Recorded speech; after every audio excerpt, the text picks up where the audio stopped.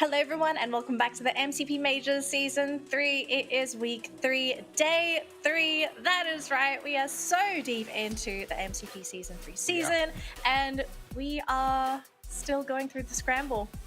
I don't know how else to introduce it, guys. I mean, the scramble is literally the topic of the week. But before anything, very quickly, let's introduce my wonderful casters that are going to be casting the games for today. Joining us is the wonderful Ooga Booga Abstract himself, and then we have the mustachio AJ. Gentlemen, welcome! Thank you very much. Welcome back, Ooga Booga. Hang on, sorry, I think I said it wrong. Oonga Boonga. Oonga Boonga, yeah. Right? I was trying to look for my chopsticks, but I don't have any more chopsticks, so I have the remnants of a chopstick, if that counts. I thought it was a club. I thought it was a club. How's it chopsticks? The chopstick was the club.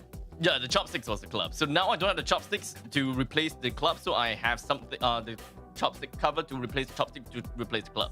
Sometimes cavemen forget where they put their clubs. Yes. Caveman abstract, clearly. But gentlemen, welcome to the broadcast.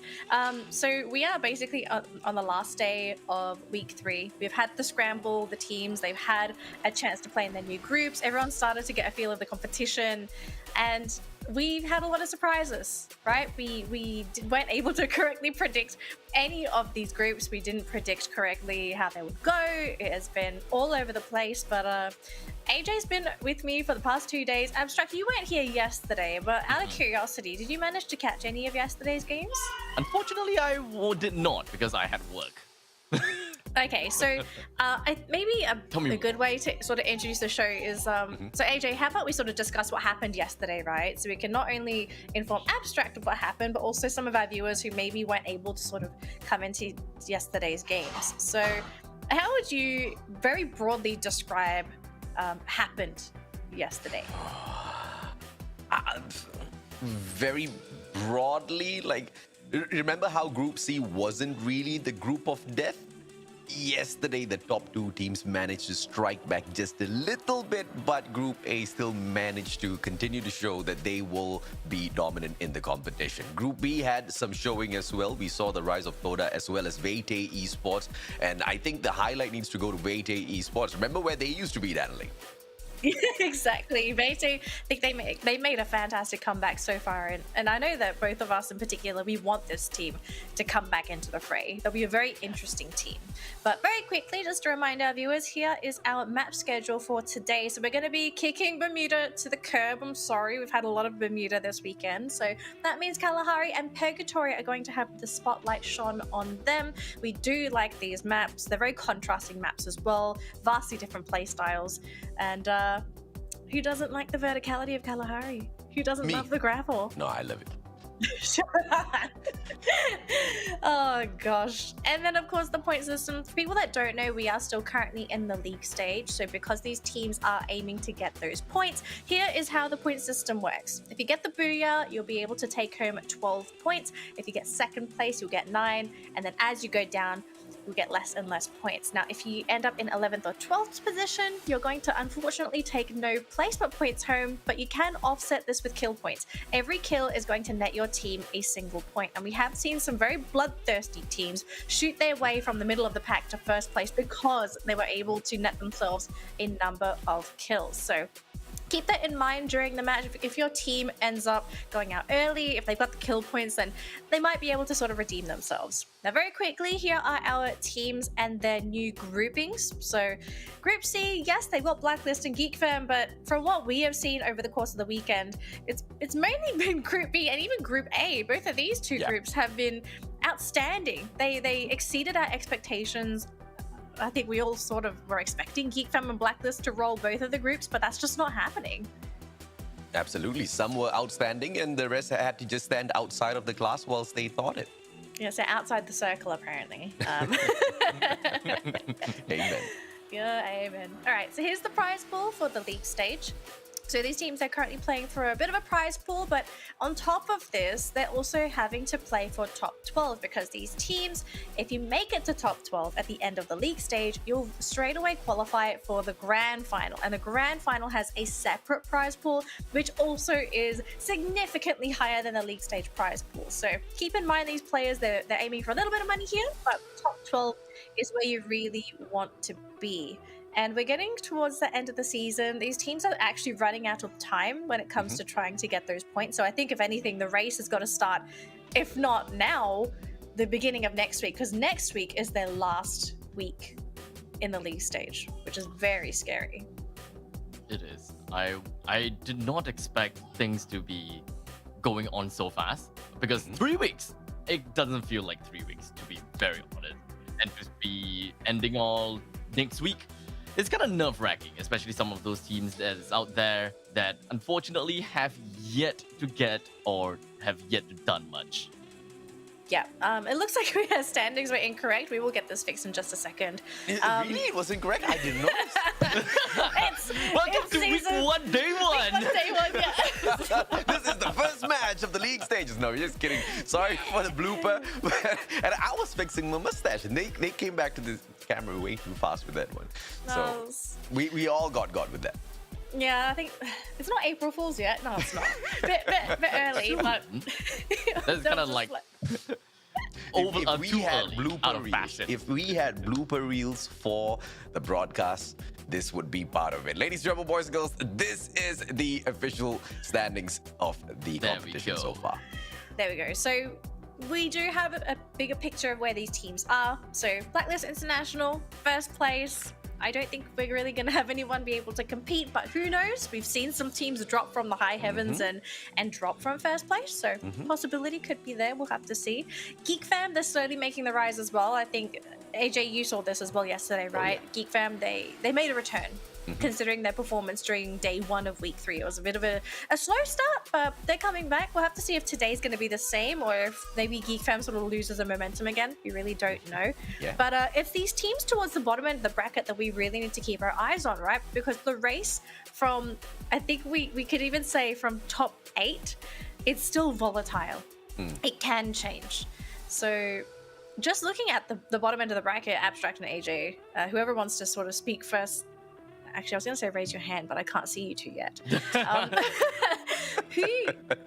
far down do you think these teams from the lower end of the bracket could actually make it to top 12? Like, what do you feel like is the cutoff that you could still make it to top 12? The cutoff is from the 16th spot because, 47 points out of script shots, still something doable. But if you're a WTG expert, you need about 100 odd points to get to the top 12. A little tough, especially if you're a WTG expert. What do you think, Abstract? Do you think I gotta have is this. basically the cutoff? Yeah, I feel that kind of is the same idea for me, because when it comes down to the last week, we still have today and 3 more games to go. In order for you to even catch up to some of those teams, I mean, the best way that you can catch up is maybe like 50, and I think 50 is like the average, plus minus. Anything above that is pretty much kinda unreachable unless you suddenly decided to become Super Saiyan. Yeah, speaking of reachable, if you take a look at the screen down below, we do have a giveaway that's going to be happening later on. And in that giveaway, it will be a code for 2 Valentine's AK boxes. Do you see that skin? Oh, looks so good. I'm not sure if it's something that you two would fancy, but yeah, Dude, count it's me good to in. be. I would want it. So I've tried asking Garena, like, can I get the codes like in advance? Can I just, redeem it for myself since I'm on broadcast now? The answer's always no. So we are unlucky. You guys are the lucky ones. Make sure you don't miss the code when it does pop up. Yeah, so don't go anywhere. Keep us open somewhere. We don't care if you keep us on the phone, on the TV, on your PC, whatever works for you, In right? your hearts. In your heart. Perfect. Actually, I'm not sure if you could claim the code in your heart because I don't think your heart has Wi-Fi. Keep this in your hearts later after the broadcast. All right, so we actually just got informed that our first match of the day is going to begin in 25 seconds, as you can see in the top left-hand corner of the screen. So, gentlemen, I kind of want predictions here for our first matchup. It's A versus B, and it's Kalahari. Any thoughts that you have before we jump into this first game? for me, not much, but I do want to see Do Easy beat Geek Fam in terms of overall ranking. So I'm kind of predicting for Do Easy to win, actually. Do Easy. I think I'm going to be betting on Bloody Heads, but you know what seems to be is both of us have got Group A. Oh. Now, ladies and gentlemen, we're going to be jumping right in onto the first game of today. I am stoked. I am excited. AJ, what do you think is going to be happening for our first round? Do you think it is just going to be a natural pressure cooker that we've always seen? Or is this something that we will be able to see in the early stages of the game and people start scrambling around killing each other? I mean, so far what we've been able to identify is at Kalahari, as much as possible of these teams, they want to avoid each other. But at the same time, there are some of these teams who are super hungry for kill points, right? We might see them get over aggressive. A little bit of what we saw come out of the team of Blacklist International and even Toda at points. But hopefully it's not a common occurrence all throughout the day, because, you know, it is the safety first play that I most definitely love. Bloody Heads moving straight on in towards command post. Nobody's going to be challenging them there. Stone Ridge belongs to Vete Esports as always. And so far, the drop sites are all looking absolutely solid, with nobody going in for the third party except for Decos. Thankfully, he went in there to change his trajectory, and they will take Old Hamptons. Take a look at Shahid and where he is right now as compared to where all the other players from the side of Script Shots is. Now, I find that this is relatively interesting, probably because they're just thinking, yeah, you know what, there is free revival, so might as well just scour throughout the entire place and just kind of scavenge whatever that we can get, even if it's not close to our friends. In this case, Shahid has dropped literally right on top of Spade from Do Easy at the western part of Refinery, albeit really far away, because the rest of the members coming from the side of Script Shots is all the way up in the northern part, Shrines and with Rose in Bayfront. I would say that there is going to be some good amount of loot that's going to be shared throughout the members from Script Shots, and I hope that they will be able to make full use of all of that. I just thought of a joke, but it's a little too aggressive to use on broadcast. So I'm just going to pull it back in my own mind, ladies and gentlemen, boys, girls. But I had to share that with you because I had to say something. So at least you know exactly what's going on. It is Shahid dropping the beat, but no amount of speed boost is going to be able to save him from Bayet as well as his AUG. They get the first blood. But like you said earlier on Abstract, the players of Script Shots all spreading apart far away. Rose very close towards that revival platform will be able to bring Shahid right back into the fray with no delay whatsoever. Now, I'm not too sure what the strategy was. They just randomly gave a single free kill over to Do Easy, and that is one free point over to them. But yeah, it was almost immediate, by the way. It was almost an immediate revive, and that pretty much means that they actually revived Shahid through the vending machine. So this time, got him back through the vending machine. That means that they wouldn't be able to buy their glue wall, no more 3 glue walls that they'll be able to get, or literally anything else. That is, if they don't have any level 3 armor, level 3 hit armor, that is the thing that they are missing out just because of the positioning of where Shahid was.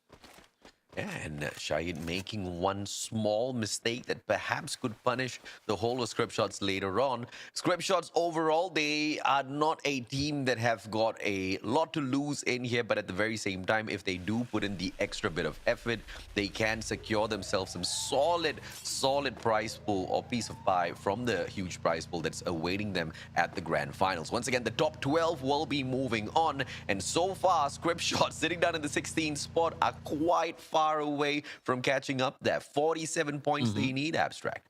47 points, you know. Remember how I said it was like plus minus 50%? Yeah, sorry, not percent. Plus minus 50 points. So technically speaking, Script Shots can still rise if, you know, if they really go Super Saiyan. But unfortunately, we haven't really quite seen Script Shots really getting themselves that far or getting themselves super good games, you know. So unfortunately, I don't think that it is going to be that way. In the meantime, we are going to be looking at Orange Esports that is going to be opening up a fight right onto the opponents, while Axis Esports also find themselves a couple of shots and kills onto their own compound.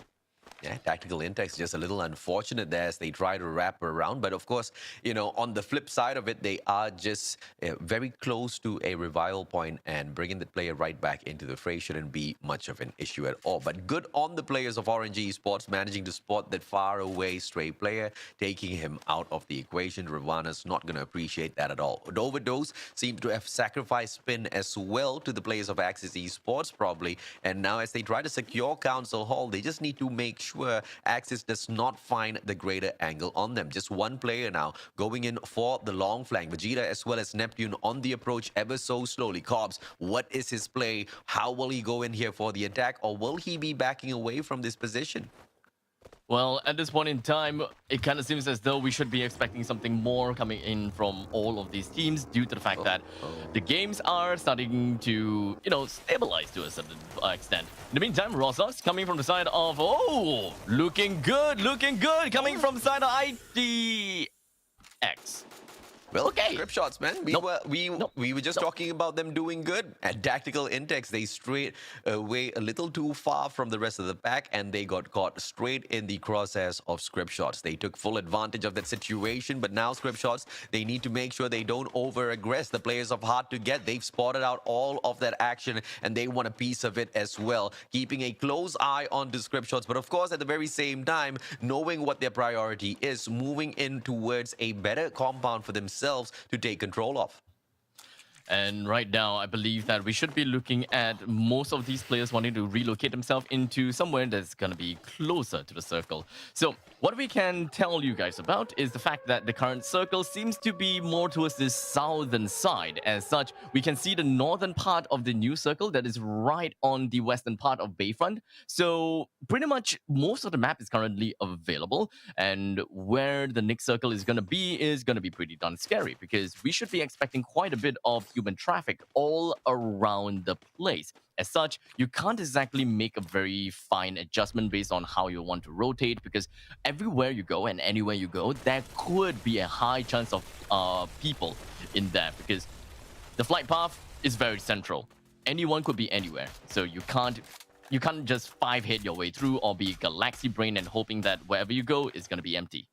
That just sounds like something, a guy tells a girl whenever he's trying to perhaps get her to go on a date with him. Anywhere, everywhere you go, I will be there. That's just the situation. You are absolutely right, Abstract. So many of these players still staying alive. Usually at Kalahari, one would expect all of those early engagements, but by this time in the competition, everybody has done their homework. Everybody knows, each and every single one of those drop spots. And of course, yes, we did see script shots making a few mistakes early on. They did recover, but how long can they hold on? The players of Orange Esports, with a long shot away, finds res from the side of H2G, and H2G's Ares will not be able to fire right back. Orange Esports, even if they do go ahead to lose a player, that revival point right behind them is the perfect insurance policy for them.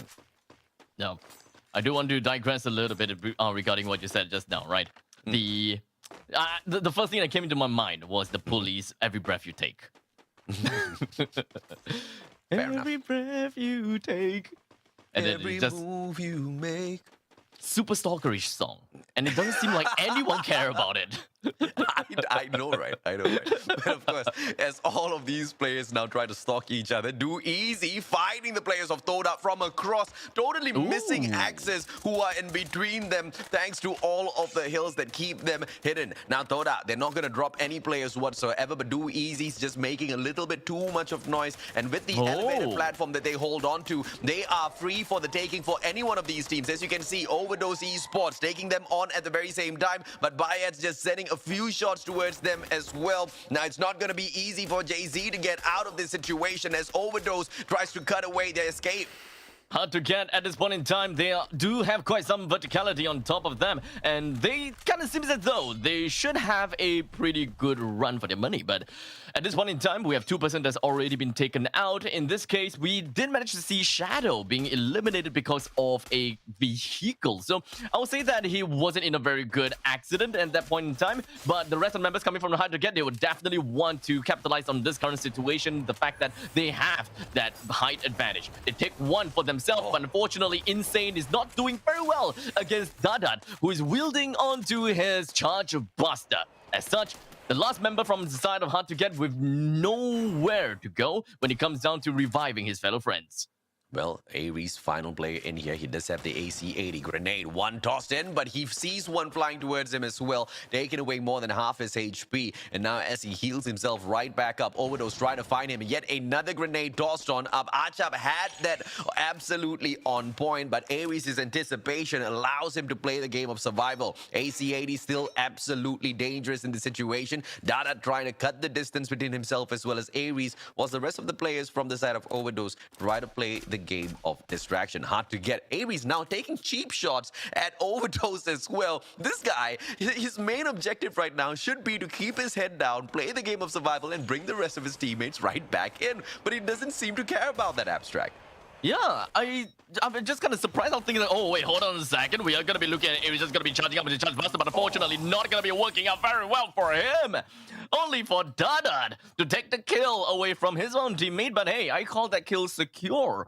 As such, we have Hard to Get that's going to be eliminated at 11th place with no placement points at all. That is definitely pretty darn grim unto themselves. The second circle and the second storm is now done. We have the third circle that's going to be jumping right on top of Do Easy, Axis Esports, as well as Todak. Oh, not to forget Overdose, which is at the northwestern part of the current circle, or rather the new circle. I don't think that it is going to be too difficult for the members from Bloody Heads as well. Bloody Heads to actually get themselves into the circle. But in the meantime, AJ, we have got Icon fighting against Vader Esports right in the sub. Kind of seems like really bad timing, if you ask me. Daymoon, one charge will be able to bust man right open. Mio's trying to keep the pressure away by providing the suppressive fire from up top. Daymoon gets sprayed down onto the ground, but Let's Go will be able to find the good trade right back on there and pick his friend right back up. McRory now with the pressure. Icon, they have got the vertical advantage, and Baytay Esports, they do not have any room to make any mistakes. McRory charging up the grenade, but has to time this absolutely perfect and absolutely well if they want to stand a chance against the players of Icon. But look at 4-Bits now taking point right behind them. The vertical advantage now all in his hands, and the Car 98 will be able to put on a lot of damage. And Mio, the rest of Team Icon, all in the open. Daymoon with those amazing shots as well. Baytay Esports have Icon all covered, Abstract. Icon, they're not in a good place at all. In the meantime, Forbes is all the way up on the top of the crane. He does have a really good shot on the side of one. Brings him down almost immediately. And now it is all left with Flame and Mio. The best thing that they have as a form of cover is that small little bump from the side of the sub. However, they're not going to be staying safe for long because the storm, is now going to be approaching right behind of them. As such, they're backed against the wall. They're going to have to do something real quickly. In the meantime, but Orange Esports taking on the players of Toda. Pedro already down on the floor. Rybel now with the MP40 in hand. Finds a player, goes in for the spray, absolutely misses it and gets taken down himself. Orange Esports, just with a blink of an eye, get taken out by the aggressive Toda. Boy, oh boy, this is literally a pressure cooker scenario. One after another, fights are starting to begin, and this is the only reason why all of this is happening is just the fact that teams are only moving because the storm is forcing them to move. As such, Eastern Wolves gang, they're finally getting themselves right on the extremities of the circle, and somehow, one way or another, Vader Esports have decided to abandon their current positioning and try to move over to the anti-clockwise direction, only to find themselves in the face of Icon. As such, somehow, Eastern Wolves gang fighting himself one, and fights is going all over the place. Oh, now Let's Go. Good glue wall to be pulled out, but he already managed to take one down. Kaizen backstab with the charge buster. Kaizen doesn't charge it up well enough. Manchai knocks down Daymoon. Let's Go jumps on right out with the Mag 7, knocks Kaizen down. But Manchai, he will find the trade right back as the final player surviving takes out Baytay Esports. But here comes the cleanup crew. Bloody Heads now aiming for the heads of Eastern Wolves gang, but at the very same time will be kept a little busy by the players of Icon. Everybody looking on at Icon. That is the opening for Eastern Wolves gang to now get the heck out of there. Now, we're only left with 8 teams on the game, with 26 members remaining. Script shots all the way at the northeastern side, 3 of them remaining. However, it kind of seems as though they are in the crosshairs of Do Easy, and they are in such a good spot. However, The jump pad is going to help Script Shots to get themselves super close to Spade, though, so we gotta have to watch out for that fight later on after this, because Icon has just been eliminated, and Spites is literally gonna go all over the place after Bloody Heads gotten the kill out of Icon. They are shifting their focus down onto Eastern Wolves gang. Eastern Wolves gang now, they can go in there for the long flank, ignore Bloody Heads and try to get to a safer position. And if they can do that for themselves, they will find themselves to be in a very, very prominent spot to pick up the Booyah. Thoda taking on Axis and at the very same time sending shots towards the way of Bloody Heads. Speedro gets shut down onto the ground but not taken out of the equation just yet. The players of Axis, as they keep Thoda busy, Bloody Heads should be moving into a different compound or looking for a better position at the very soonest when they find out exactly where the next circle is going to go to. Cobbs and Neptune, both with charge busters in their hands. They need to get these shots right, Abstract. Now, this is all down to all of these shots connecting and landing. How is it gonna be like? Right now, Todak, they're just gonna be putting themselves back against the wall. It's gonna be tough because Bloody Heads are literally just gonna be jumping right in front of their face. How is this gonna be like for now? Bloody Heads currently 7 HP left. Oh, sorry, 7 kills to their name. A lot of them have already gotten themselves a shotgun while the Flash Freeze forces them out of position. There is nowhere else that they can go. Bloody Heads with only 1% knocked down. Axis Esports is on the second floor. So what are they gonna do? Are they gonna come in and try to disturb them, or do they want to play the safer route and not reveal themselves?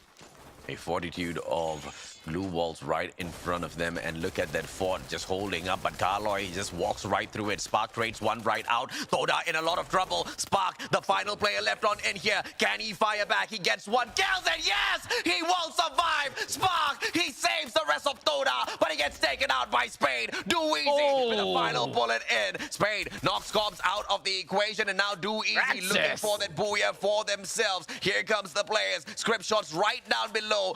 Earlier on, they were the ones who almost got taken out first because of the mistake by Shahid. But Shahid, as the sole player left standing, brought the rest of his team members right back in and allowed them to go all the way to the final circle. Insane performance by Script Shot so far. But the question is if whether they'll be able to get themselves the Booyah. That is the biggest question. At this point in time, because of the fact that they are right underneath of Do Easy, there is going to be a really high chance of them winning if the circle is just going to be closing up even more. Because that way, Do Easy, they don't really have a way to drop down and kill the opponents. Because if they were to drop down, they will receive such a recoil. And that animation will be the death of them. So if Do Easy want to stay on top, they need to commit on staying up on top. Otherwise, if they have no way down, that is going to be really tough for them to play. Oh yeah, absolutely, man. You jump on down, you take that fall damage, and you also have that a couple of seconds of lag before you can respawn. Now, Bayed, look at him trying to play the game as he tries to cut the distance of landing on that ground. Manages to cut down the damage as well. But Rose now on the ground. It's all left in the hands of Parent. Parent turns right round, has got the SMG, but Script Shots gets taken out of the equation. And it's your team, the one and only Do Easy, picking up the Booyah. Do Easy with the Booyah to their first game of the day. They're definitely really happy. I'm really impressed with the decision making due to the fact that they left 1% on the top of the platform and another few to actually go down and disrupt the enemy. Just so that if they have to go down and really play that healing game, Too Bad is up there. He can heal however long they want, while all the other players such as Bayet, he's going to be down there just annoying the opponents, and they can't heal at all. And the only time when they gotta have to play the healing game, they realize that they are only left with half health, and Too Bad will 100% win the healing game. From the start all the way towards the end, all Do Easy had to do was hold on to Refinery. And hold on to Refinery, did they do so well throughout the whole time, right? Not really stepping on off. We did see even players who were so far away as they were caught in battle. They spotted Do Easy because, well, they held on to that eagle eye view. But unfortunately for the rest of the teams, they could not punish Do Easy for their campy sort of style of play. And at the end of the day, that's exactly what got them the Booyah, right? Knowing exactly when to move. And for them in this particular round, it was not there at all. They didn't really need to get out of that advantageous position. there's a lot of luck involved in Do Easy's play, especially in the early stages of the game, right? Like you said, all they gotta do is sit inside the refinery and boom, boom, pow, they've got a circle all the way to the end. However, the final play is really what defines Do Easy. That really showed their prowess. And it is not just, oh, luck brought us here and that's why we got a booyah. But the fact that luck brought us here, but we ended the game with our skill. And that is what I like about Do Easy, putting brains in the game. I'm not too sure if whether Danielle have got the same idea as me and if whether she thinks the same things, but let's listen now to what she's got to say as we invite her back onto the panel. It was a pretty simple game. I think that's basically it, right? I mean, you stay at Refinery. If the circle doesn't force you to move, just stay at Refinery. There's really nothing asking you to move. I did like how they actually go into that final engagement. The fact that they decided to, they staggered their players in, right? So Bayet went first, and as he dropped in, he drew attention away so that his teammates, I think it was Too Bad, right, who went underneath. Too Bad was the second one to go down, but he came down at a different angle, and they didn't actually expect him to go down from that back line. So that's actually how he was able to sort of cut in behind while Bayets were sort of busy pulling attention away. And then of course you had Spade at top. Spade was like, oh, that's okay, I'm here for you guys. In case anything happens, I'm at full health. I'll be able to outlast these dudes, no problem. So really simple game for Do Easy. I think it just, that felt like a really lucky game, honestly, right? Everything went perfectly for them. I know you're not a fan of luck, but I feel like a lot of luck played into it. I agree. I mean, even luck brought script shots right to them, right? They had to take down script shots, who wasn't, the biggest of competition to expect within the final circle. I mean, you can say that luck played a part in there as well, but overall, just like Abstract said, it was the decision making for Do Easy that kind of kept them alive all throughout. And in battle royales, you want to stay alive, and they're doing everything right in here. And as long as they can continue to keep this up, finding not just the third spot, but catching up to Blacklist is going to be a possibility. Yeah, but I think the first one is going to be Geek Fam, right? You really want to try and solidify your spot above Geek Fam before you can think, okay, Blacklist is next. But here's the points for the round. Do Easy going to be taking home 21 points in their first game of the day. This is going to be a nice little motivational boost for the team, and this might be what they need to sort of get the ball rolling, right? Because we know Do Easy, they can be hot and cold, but as soon as they start getting a little warm, they tend to sort of stay there. But I might be jinxing it. Let's hope not. Let's stop there. Script shots, though, on the other hand, I think this was another team that you had your eye on, AJ, right? You were saying that this is a team that we need to sort of keep an eye out for, especially making it to top 12. And just looking at how they played this round, I think that's a real possibility now, because I was second guessing this team up until the scramble. Yeah, and they just need to keep up this momentum, right? As long as they can continue this, because it's not just getting 47 points, but it's getting 47 points more than the teams that are already above you as well, which is going to be the tough part throughout the whole equation. And I do agree with you, Danielle. They need to catch up to Geek Fam first, and they did exactly that, because with 21 points, they do climb over hard to get, as well as Geek Fam, because 14 points was all they needed. So here's our player data for the round. So Too Bad's going to be getting the MVP this time with 4 kills to his name and 1,203 damage. But guys, look at the headshots on Too Bad. 8 headshots.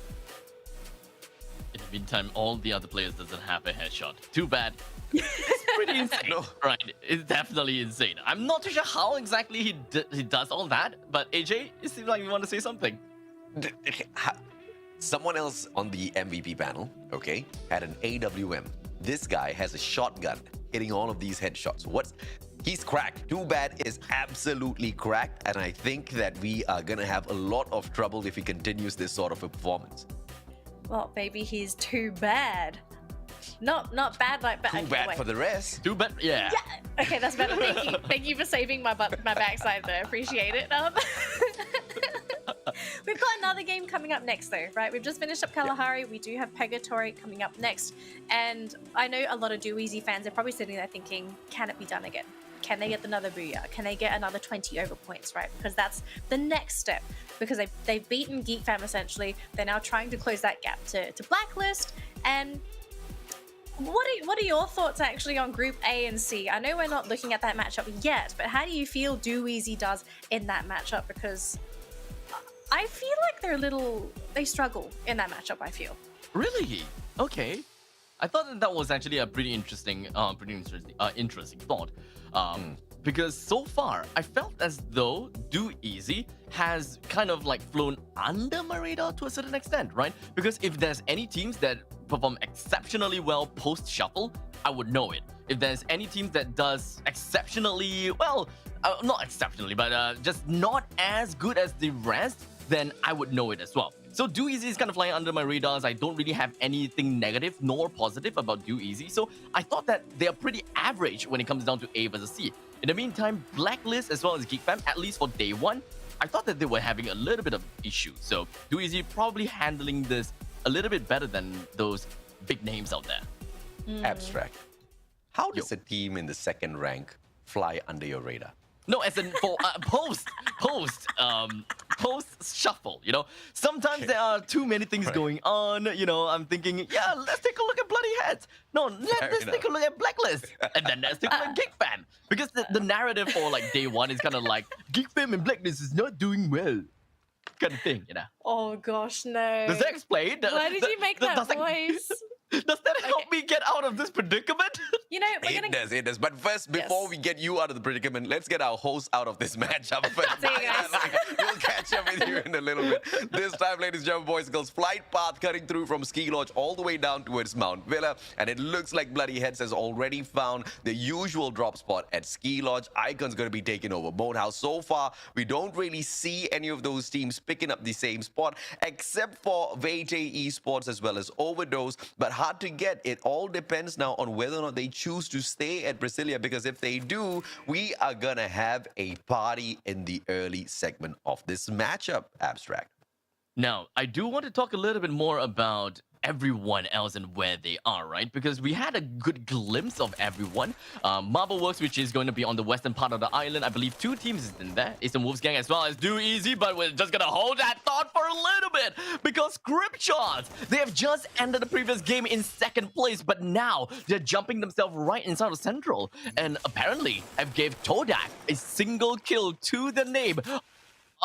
Only for them to be revived again. Okay, so This is not Scriptshots dropping by, Toda Central. This is Toda dropping by Scriptshots Central. And Toda's just being absolutely cunning here because they want to pick up those easy kill points and they feel like they can eat that off of Scriptshots. Usually where you see Toda dropping in by is Fire Brigade. So Toda just kind of breaking formation here just a little bit to pick up all of these skill points. Let's see if they can secure that because they've already taken one player down who got revived instantaneously. Rose with a really good trade up. Parent will be able to strike down Toda as well with 1 kill onto Spark. Let's see if or not he can keep this up because it's now just Ames as well as Afik. Pedro picked right back up. It's a 3v3. Toda kind of hurting as they try to tickle the players of Scriptshots.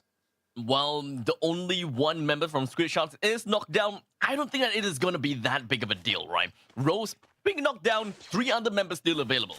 While Todak, Spark, is already down and dead. So technically speaking, if the members from Scriptshots do want to take this fight, it is an equal number versus an equal number, 3 versus 3. However, I only see Parent and Shahid around here. So I'm not too sure where exactly John Blue actually is. Oh, okay, I see that he's coming in real close in his fancy motorbike, and I don't think that they have a lot of information as to where the rest of the members from Todak is, so that is going to be pretty unfortunate, as I believe that they would want to bring down this team for themselves.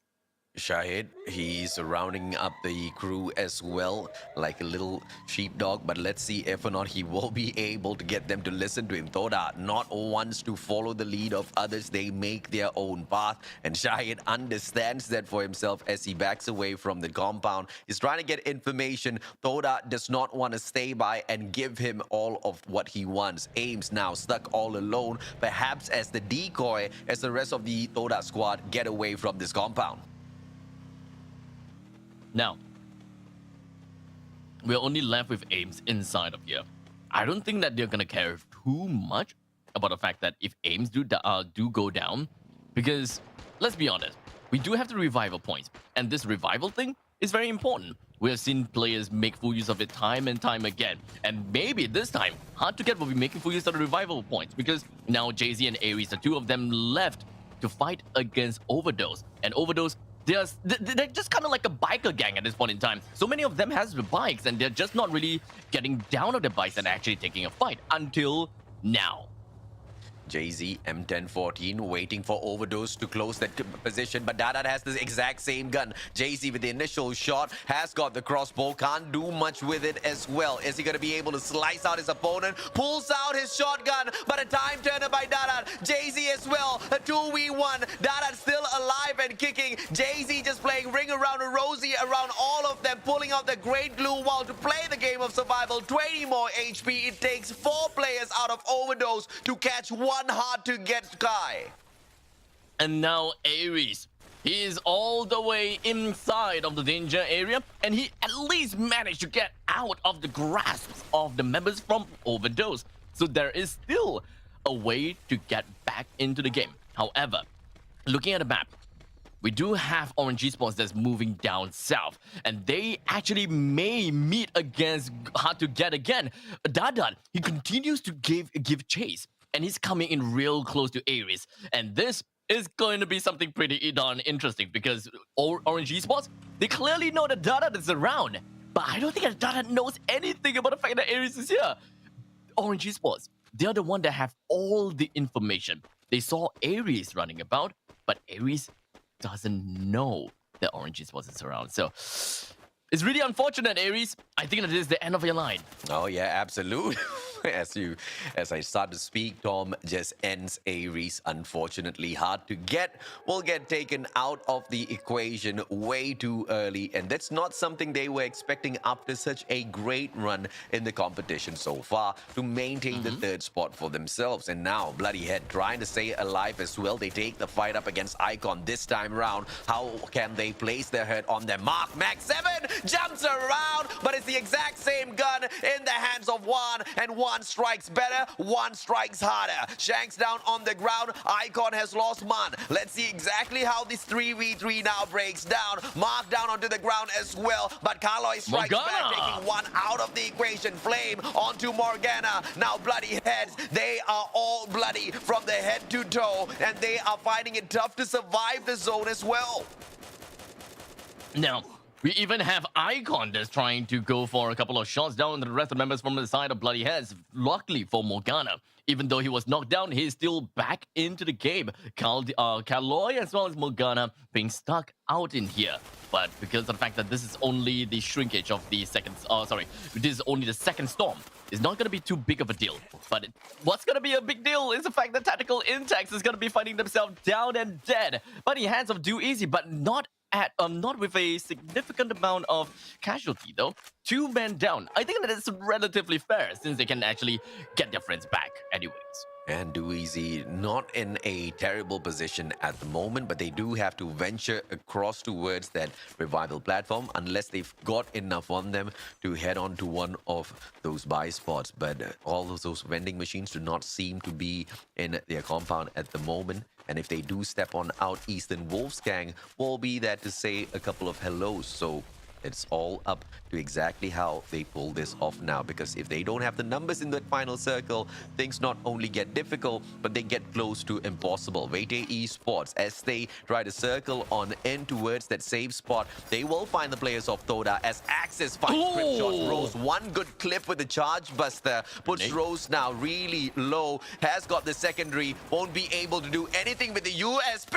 I thought she was going to be able to do that, but unfortunate as Cobbs now finishes that off way too easy. But the next ones won't be as easy. Overdose comes by to say hello, Abstract. This is kind of the reason why I thought having a hand cannon would have been perfect in that opportunity without trying to get yourself way too exposed, and you'll still be able to kill whoever's going to be hiding behind trees as well as glue walls. But you know what?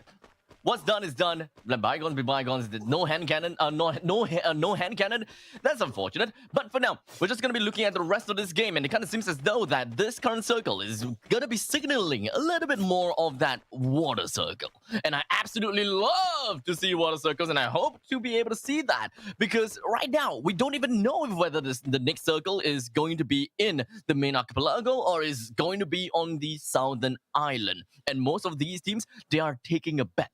And for Do Easy, they are taking the bet as such. They're going to be hanging right around onto the lodge right by the riverbank and hoping that they will be able to get themselves a pretty good game. In the meantime, Too Bad as well as Spade. They managed to get themselves right back into the game because of the vending machine buy from the side of Spade. So that's pretty lucky on that side. Overdose, they're finding themselves in a fight. Unfortunately, one of the other members from the side of Overdose is probably going to be going down. There's going to be Razby. The last member from the side of Overdose is also going to be taken down by Flame.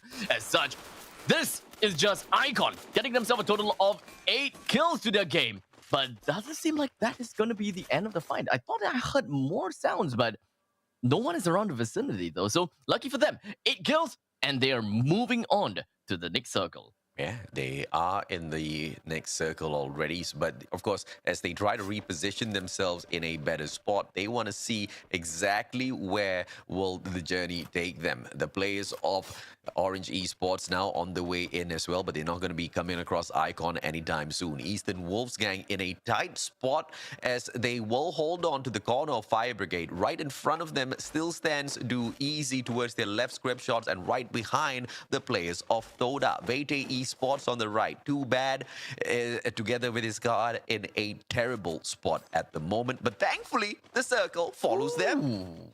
Oh, okay. Too Bad is currently in the center of the circle, and things are starting to get a little bit dicey. The waters is still in the circle, and it cuts literally in between, right? Not in between, right through the center. And to make matters worse, the bridge is also included in this circle. So anything could happen. You can choose to play right by the riverbank. You can choose to play right by the bridge. There's so many plays that you can do, which I am relatively surprised that none of these teams have decided to be onto the bridge just yet. Because there are the railings, there are the bars that can actually serve as a pretty good protection for your team if you do intend to play in there, so that you'll be able to move back and forth. If you have vehicles, even better. But now, I'm just looking forward to what's coming up next, because in the northeastern side, Icon, they're making a move and they're coming close to the bridge. I agree with you that, they've got a lot of spots to play in here, but we've got way too many teams who want to occupy those spots. So everybody's just waiting for the other to move on in first so that they can be the sitting ducks who get picked on. And the players of Thoda, they find Rose from script shots. Morgana on the other side from Bloody Heads will be firing on against the players of Icon. Vete Esports towards the left as well. Icon needs to be a little careful as Bloody Heads, they circle around. They want to remain on the edge of the very next circle, but that's just going to be bringing them straight up into the crosshairs of Axis Esports. Vete Esports, on the other hand, will find the players of Icon. Mio, one more shot. McCrory, his charge buster doesn't hit, and he hasn't taken down the glue wall just yet. Forbits won't be able to find anything, and now as they try to catch up with Mio hasn't started healing himself up just yet. The other players facing the wrath of McCrory. He manages to catch 2 players back to back. Can he find the third one? Mio can punish him. Comes out with a flash freeze. Grenade by Mio does not catch anyone just yet, and McCrory barricades himself up. Charge buster. Can he now shut down one more player? It's a 2v1. Pincer maneuver. Can they set this up? Mio, as he backs away, finds McCrory. He now needs to get Forbits out of the equation. Charging it up, and here comes the glue wall. Forbits with a mini Uzi finishes off Icon. Whoa, literally with a sliver of health. He must have got his heart pounding in his mouth and it doesn't really have anything to say. But after concluding the fight, we're going to be moving on to the next fight, which is going to be situated at the southwestern part of the circle. We do have Spark just going to be channeling up onto the Judge Buster. He finds himself yet another kill, but unfortunately, we do have a single person from the side of Rose at the side on the top of this building. Afik, though, he doesn't really quite have an angle on this final person. He would definitely want to bring his fellow friends back while continuing to bring down the rest of the members that has already been taken down. So right now, script shots, they have decided and intended to go for survival tactics instead of anything else. Shahid being the last member left, but unfortunately, he is not out of the crosshairs of the opponents, only for Jace to bring him down. I don't know how many times Rose got eliminated from this round, man. That's one too many times. I think 3 times altogether. But Orange Esports trying to look for the exact same luck Rose had. Jabat, final player, pick and Tom right up, and he will be able to get this. But the players of Axis Esports already hyper focusing on taking them out of the equation, and Do Easy chips in on for those shots as well to make it way more easier for themselves in the final seconds of this game. And now 6 more teams left on in here, and on our screen we see Bloody Heads. 4 bits from the side of Vete Esports from those long snipes. Car 98 will be able to hit its heart, but the player of Bloody Heads, Mark, very quickly hopping on into a compound to heal himself right back up. 1 on each side for Bloody Heads as well as Vete Esports. Which one will survive as they head in for the next circle? Do Easy. They are literally being a turret in the middle of the circle. That is literally a bastion that all of these teams is unable to penetrate through. So what they gotta do is to look for other teams to feed on. They are definitely going to be cannon fodder at this point in time, because a couple of players definitely would want to have a couple of stacks onto their passives. Bloody Heads taken down. Things are starting to get a little bit more grim onto everyone, and the circle lands right on top of Do Easy. They are so happy to be alive at this point in time. All they got to do is just stay right in this cottage and wait for Axis Esports, Todak, and who is the Wolves gang to eventually move up onto them. But this time, they don't even have to care about Todak, because they are going to be eliminated right now, and the only adversary that they have to be worried about is Eastern Wolves gang with 4 men strong. Oh, look at this positioning, man. Do Easy right in between 2 of these teams who are split wide apart by that one body of water. Do Easy don't really need to do much in terms of positioning themselves, because the circle comes hunting for them. Back at Kalahari, now down here at Purgatory, it has all been the exact same story. Jembal with the AC-80 will be able to get those shots from afar, but look at all of those players finding solace right behind that air drop, but nobody's gonna save you away from the players of Do Easy. Eastern Wolves gang, they ride their bike straight up to the doors of Do Easy. Here comes the battle, and it might just be the final one for the players of Eastern Wolves gang. 6 kills in hand so far. How will they storm the front? It kind of seems as though they're just gonna be knocking onto their back doors. The members from Do Easy, though, they definitely know what's going on, but they just have too many angles to look out for. As such, Jambal finds himself knocked down already. The rest of the members coming from the side of Do Easy definitely do not have any way to pick him up. As such, they have a very big disadvantage, but never mind. Turn it around! Turn it around again! It's the Wolves gang, 2 of the members down. As such, only 2 left onto their core lineup. 2 versus 3. Make that 1 versus 3. The last member coming from the side of Eastern Wolves gang is going to be guys, and he's just going to be unleashing every single one of these slug shots into an opponent's face. He managed to bring down 1, but only to be retraded and given away. Do Easy get themselves the booyah. The back-to-back booyah. Do Easy. What a day, and what a way to kick the day off. Kalahari in the back, and now Purgatory as well. And to say that they are on fire might just be an understatement at this point, Abstract. Understatement indeed. They are literally putting the crossbones onto everyone in the lobby as their icon, as their logo suggests. Do Easy, more like so easy. Do Easy now setting the record for the most number of booyahs within the league stage, picking up their 7th win.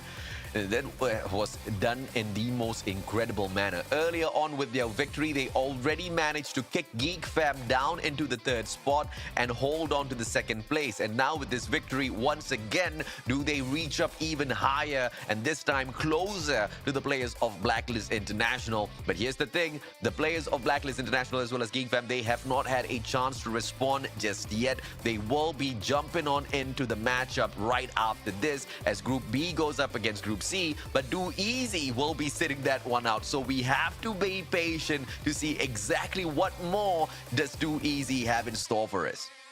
It would absolutely be insane if Do Easy sits out for the game number 3 and game number 4, only to come back at game number 5 and 6 for another consecutive booyah. That would have been crazy, but not gonna lie, it kind of sounds like a dream, but I really want to see that. So I don't know about you, AJ, but I'm pretty sure that Daniel is pretty happy the fact that Do Easy is has gotten themselves quite a big number of wins. So let us invite Danley back to the panel while the highlight is still rolling and listen out to what she's got to say. Luck.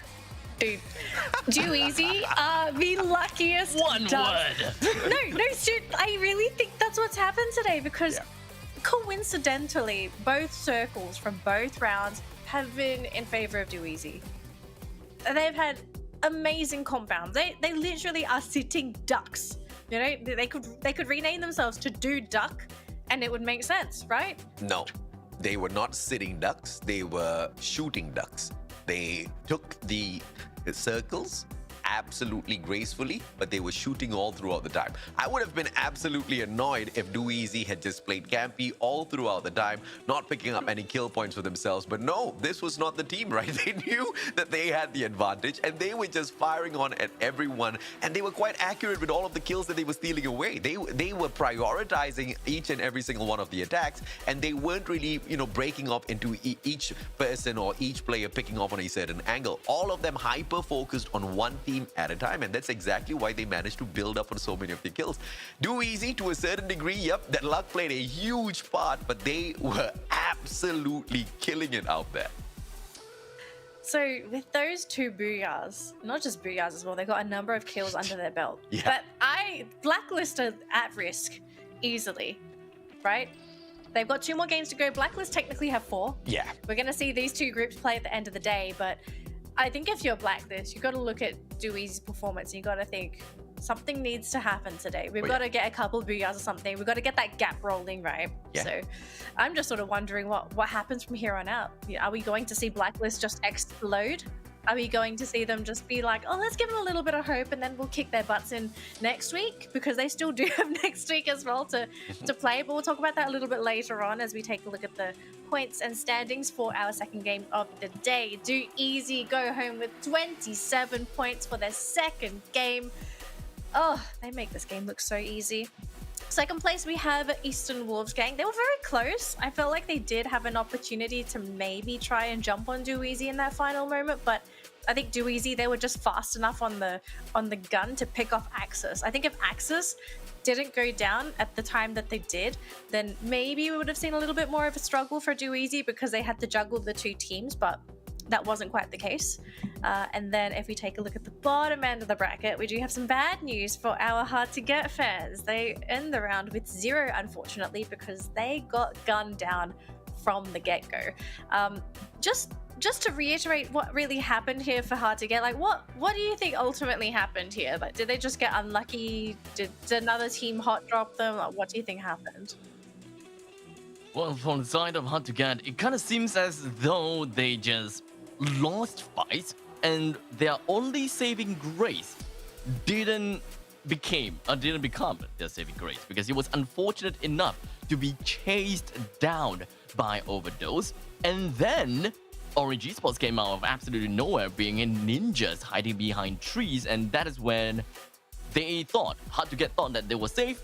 Orange Esports sprang into action, got themselves the last person from the side of Hard to Get. So I'll say that was just not their game. All right, so very quickly, folks, let's take a look at the overall standings as well with the points that have come into the pockets of the teams in groups A versus B. So Do Easy have rocketed their way to second place with 407 points. Now, keep in mind, Blacklist and Geek Fam, these 2 teams, they haven't played any games yet, but they will be playing next up, and Do Easy will be the ones to sit on the sidelines. So it'll be pretty interesting to see the race to top 3 and see who ends up where. Do Easy ends up dropping down to 3rd, if Blacklist just sort of stay in 1st place, or maybe even Geek Fam pulling out a bit of a miracle, but it's a little bit early to say for our top 3 teams. But towards the bottom end of the bracket, we have got a couple of points on some of the teams down here, but nothing really substantial, right? We haven't really seen much of a change since it's been mostly a Do Easy day today. Yeah, Tactical Index took 2 points from the past 2 rounds. That's all I'm gonna say. I'm disappointed. I mean, they were on fire yesterday, and today we just see a subdued version of them. And I feel like they can do so much better, but now we have to wait for match number 5. Maybe they just sort of need a break, or maybe there was some miscommunication. I mean, teams do have bad days, right? Not everyone's going to be at the top of their game. Not everyone's perfect. And sometimes, again, I know you hate the word. Sometimes you just get unlucky. You know, the other team just gets better stuff. They get a better drop zone. Heck, if you're lucky, you get a blue zone to drop in. I guess We've tactical seen some index teams can kind of, convince themselves that, look, even hard to get barely got any points for themselves. So, we don't really need to feel all that too bad. Because, once again, tactical index, they have got little to no hope making it through to the grand finals. But of course, at the very least, what they can do is show that not only do they deserve to be here, but they can also continue to be a very persistent force within the whole of the MCP Major Season 3. We did see that persistence yesterday, just no sign of it at all today, Danley. All right, folks, we've just finished up A versus B, so we're going to say goodbye to A. We'll take a look at them a little bit later on, but it's now going to be the matchup for B versus C. I'm so excited to knock my book off the table. Gentlemen, I think let's start the conversation very quickly with something very, very simple. What are we expecting coming into this next matchup? Very quickly before that, though. Giveaway. That's what I'm expecting. We do have a giveaway. Not yet, very soon, but if you avert your eyes to the bottom of the screen and you see that beautiful, beautiful gun that is just, I don't know how to describe that color, the color palette, but it's my thing, okay? If anyone knows me, I love purples, blues, and pinks. If you don't know how to describe it, it cannot be your thing. It's my thing. Shut up. Stick around for the stream. We have a giveaway happening later on, and if you do claim the code that we give away, you'll be able to claim 2 Valentine's AK boxes. And this is for everyone that's watching the stream. Yeah. It's a time-limited code. It is not a numbers-limited code. Everyone will be able to claim it, but if you don't claim it before the end of the stream, bye-bye boxes. None for you. None. You gotta be fast. You don't have a chance to win Danley's thing. Yeah, my gun. God damn, someone's gonna take my gun, I swear. They always take our skins. They always take our skins. We hosted casters. We never ever get these giveaways, guys. But never mind. One day it'll all pay off. It'll all pay off when our predictions, happen to win the whole of MCP Major Season 3 and pick this beautiful trophy up, perhaps. I think that trophy's bigger than all of us, so maybe all 3 of us can sort of haul it together on our shoulders. Maybe. I don't think that we can even lift it up like 1 cm off the ground. Challenge accepted. Okay, you gotta have to know the fact that I'm only like 162 centimeters, so I am like a midget. Okay, all right, I'm short. So I don't know. I just AJ compensates for my strength. I don't know. I just pictured AJ just like lying flat on the ground with this trophy, and you just can't stand up. Guys, please help. Okay. I may pull my back, but I will lift this trophy one day. AJ, do you not realize the size of that trophy? Did you not see the light stand? I usually miss details. This thing's the size of a building. But like some of these teams here, I make really grand challenges, and sometimes I really win big. I mean, Tactical Intex. If Tactical Intex can score a booyah for themselves and perform really, really well, I can pick the trophy up. I'll let your creative juices flow. Who do you think's gonna win this match for B versus C? So tough. The question is so tough. Beite Esports. Abstract? Okay. B versus C, huh? A small part of me really wants C hard to get, spring out of this very unfortunate past 2 games. So hard to get. I will say that. All right. Thank you so much for your predictions. Let's jump into our 3rd game update. It is game 1 between teams B versus C. Take it away on the wonderful sandy dunes of Kalahari. I was kind of expecting her to say sunny shores for a bit because I thought that it was Bermuda, but no, it's not Bermuda. No, it's not Bermuda. It's calamari near. So, sandy dunes, and of course, the place of drought and dryness, and I don't know what else. And death. Yes, everywhere is death at this point in time. But you know what? Let's just jump right in and talk a little bit more about this plane line, which is as deathly as it seems, because it is going to be cutting right through the center of the circle, and that is going to be roughly kind of like a 7 o'clock to 1 o'clock flight path. All of these teams understandably would be able to get themselves to some really nice place. In the meantime, Script Shots, they are doing the same thing. They have most of the members in shrines. However, Shahid, he will be far away, and this time inside of Santa Catarina, but no one's there. So I don't think that he will be dead this time. I just want to see the battle between Waytay Esports and Geek Fam. Let's go, observers. Exact. The first one to get taken down, out for the count. McRory, the one to pick up kill number 1. Orin now, as he goes into strike right back. Won't be able to find Let's Go. And that's one traded right back out. Daymoon down on the ground for the count as well. But Let's Go will get eliminated from this equation. And Orin will be the one to strike. Can Man 04 now reach there to make sure Forbits does not get to pick Daymoon right back up? That will be the case. Daymoon put out of commission. It's a 3v2. Waytay Esports start hurting. What will be the call? Do they back away or do they stay and fight? I would believe that they would want to stay and fight. However, with utmost caution.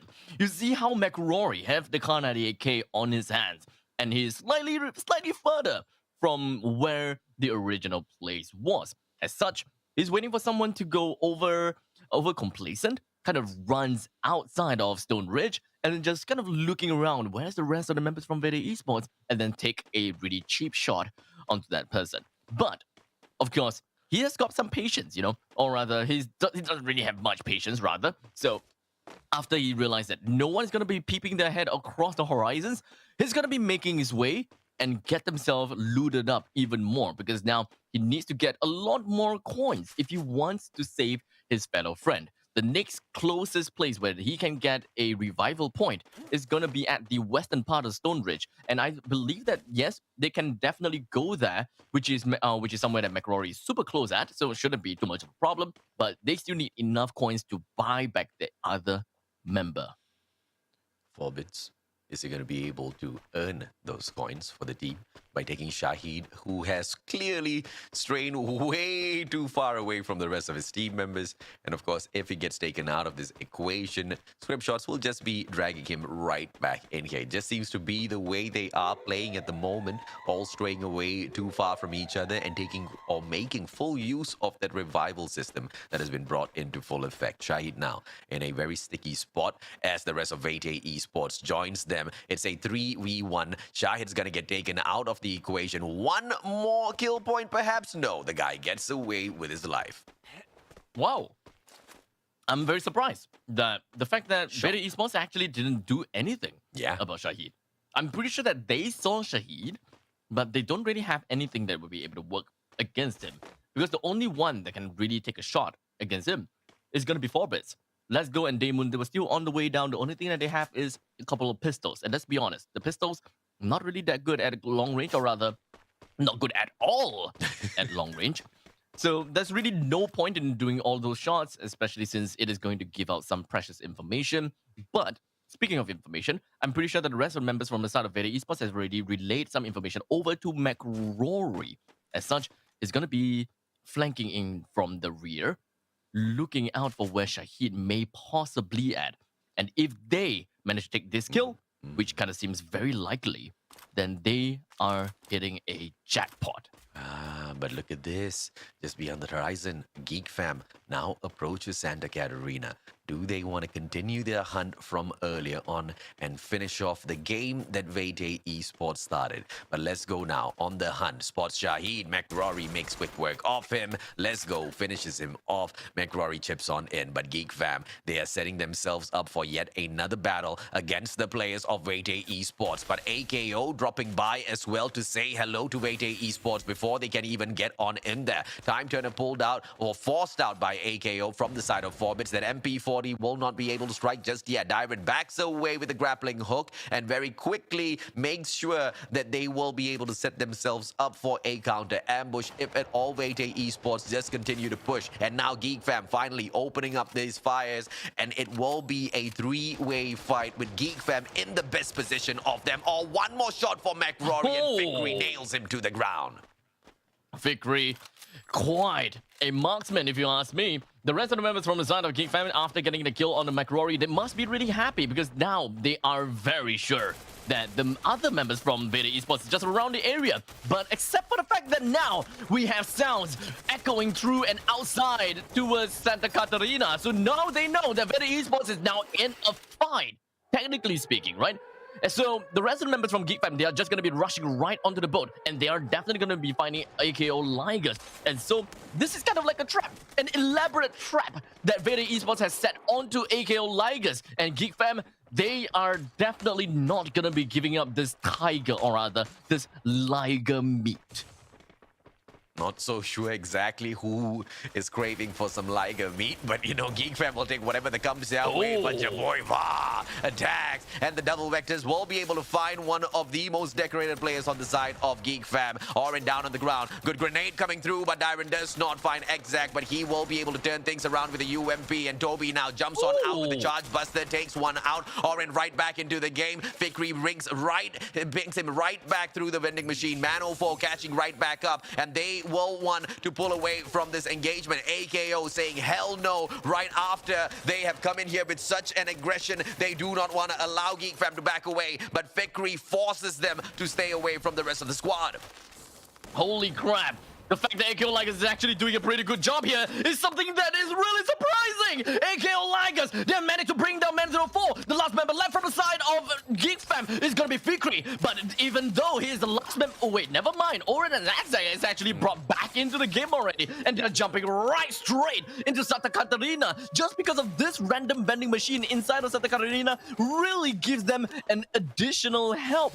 Even if Fikri is down or even if Man04 is down, it's okay. They still is in the game. And now AKO Ligers, Jaboywa, he's still here.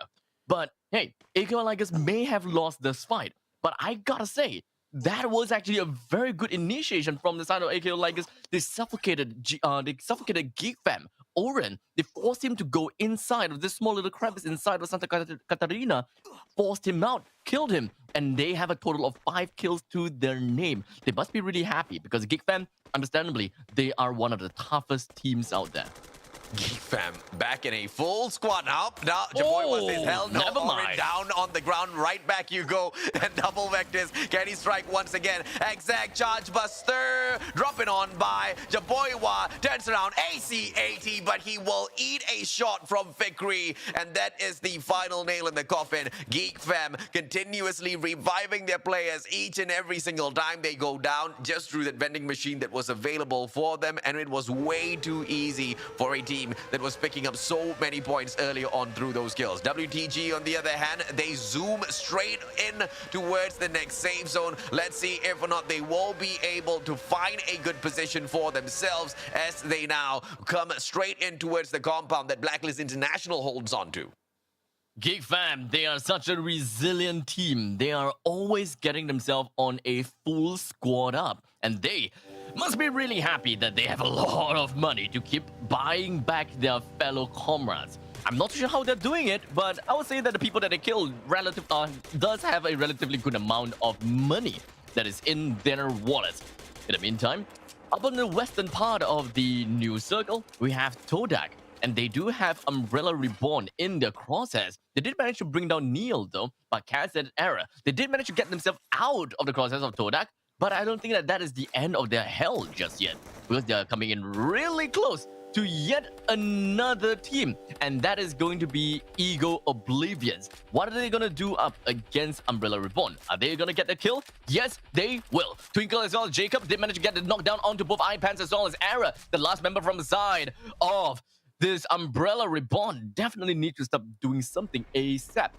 And that is Cass. Neil actually got bought back. I don't know how, but these players are buying back their friends in an immense capable speed. That's something that I gotta say. Yeah, it's just absolutely tremendous how they very quickly reinforce their side in terms of the number of men that they have. Axis Esports, they take the fight up against Blacklist International. Down comes that glue wall, but right back up they pull it just to make sure the players of Axis do not catch them off guard as they go in there for those precious reloads. With the Charge Buster, you want to make sure it's a one-shot hit or you are going to get sprayed right back down. Cobbs now charging up his Charge Buster, waiting for the glue wall to be taken down. But Blacklist International, they do not want to be the final ones to get that shot onto the glue wall and then get busted away. So it's a good call coming through from either side. It's a game of wait and see exactly who makes the very first move and who finishes them off right after. Mag 7 in the hands of Axis Esports as well will make it a little bit easier for them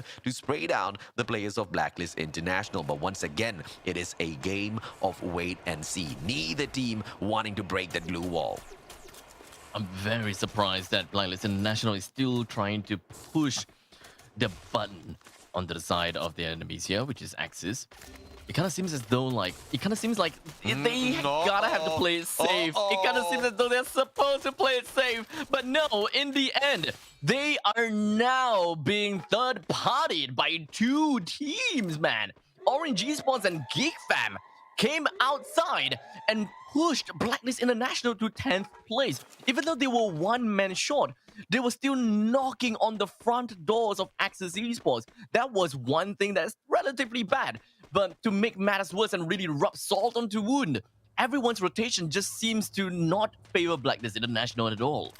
Yeah, but also Blacklist International, they weren't really keeping any eyes on their backs. Both of the players hyper-focused on that tunnel vision towards that one small little glue wall, and they were just waiting for Axis to break it. But all of those players from the back, they had all the time in the world to knock them down. Geek Fam as well as Orange Esports taking advantage of that. Now, Geek Fam, Orange Esports, the same two teams, eyeing for all of the rest of these squads. WTG jumping straight into the fray. Umbrella Reborn will only have Kaz in here still alive and kicking. Let's see exactly how long he will be able to continue staying alive and how many of those placement points he does manage to get for the squad. In the meantime, the players of Orange Esports, they are just lying in wait for WTG to make it up those stairs. I believe that teams are gonna stay alive for a pretty long time because we're talking about Calamari after all the cause! Not something that he wants to do! Now that he got knocked down in the land of nowhere, no one is gonna be helping him. As such, Goku is just gonna be focusing on his fight right here and trying to get a decent amount of kills onto the opponents that he did manage to actually. Brought down a good amount, I believe 2 of them, single-handedly. And Breen, the last member left. It is always time and time again that teams always survive with one person. And that one person, man, they gotta carry the entire squad in order to get more placement points. This is really about responsibility as well as discipline as to how you want to move and when do you want to move. Yeah, let's see exactly what is the decision these players go ahead to make. Script shots getting stuck with the players of Hard to Get now as they hold on to that platform. They go in striking against the players of Toda. Pedro in a lot of trouble, but glue wall after glue wall, they bring up those barricades. Jabbat shuts down AimJ, but Toda, they stay alive. Ares, even with the Groza, just does not have a great reach, and with the Riptide Rhythm now, try to take down that glue wall. The distance is just too great from up top this little refinery platform, but Ares finally manages to knock down Pedro, but no punishment, no kill coming through just yet. Shadow now holding the rest of the players' backs, keeping an eye onto script shots. Information passed on to Jay-Z, who pressures Shahid, who will remain outside of the zone, finally taken down by Jay-Z, and there's no hope left for him. Geek Fam, on the other hand, very slowly close the distance. They will be able to take this fight up against script shots, but it's not something they should be doing, and they pull off the right decision by backing away. Abstract. Now my son is going to be finding himself a single kill, and thus it is going to be the end of WTG Expert. Script shots is going to be the end of them as well. But take a look at the kill feed. Fikri brings down Cobbs and bring him down all the way. Axis Esports completely eliminated. While in the meantime, take a look at the screen. At the top left-hand side, we got Hard to Get that's really trying to get himself inside the circle, but they are actually behind of Geek Fam. Are they actually going to be okay? Are they actually going to be running into the face of Geek Fam or not? Because if they actually do that, things are definitely gonna get a little bit spicy. Now, Vickery a little bit busy, but it's okay. He still managed to get the kill down onto Ares right as the glue wall went down. Extreme and very precise gameplay coming up from him. Vickery gets knocked down by Shadow's grenade. 1 and a 2. No, not enough though. It's not hit. But he gets the Man 04 down on the ground. And now Shadow buying a lot of time for the rest of the players with the Mag 10. Tries to finish off the players of Geek Fam, but he will be forced to back away. Now through the top of this very small little glue wall, they try to spray them down. Mag 7, can they get them? No grenade in hand. He does have the flash freeze, but Ares, he does have it, but too late on the countdown. Mark HS, Man 04 tried to respond, but it would be the Mag 7 for the better play. Shadow and Jay-Z, they back away from this compound. Off screen, on the other hand, Toda just making quick work of Orange Esports. A very prolonged fight, but it's okay. The main thing is that Hard to Get didn't manage to get himself right out of the grasp of Geek Fam. Both Hard to Get as well as Geek Fam, they are very much handicapped as they do not have a lot of members to their name. Shadow may be knocked down, but it's okay because Jay-Z, he didn't manage to win in that duel. Shadow, he's still with a sliver of health. The members from inside of Geek Fam doesn't really quite know that they are right underneath there. And this is literally a play about verticality. Who's going to be the one that wins? The one in the middle, which is hard to get, the one at the bottom, which is Todak, or the one at the top, and that is going to be Geek Fam.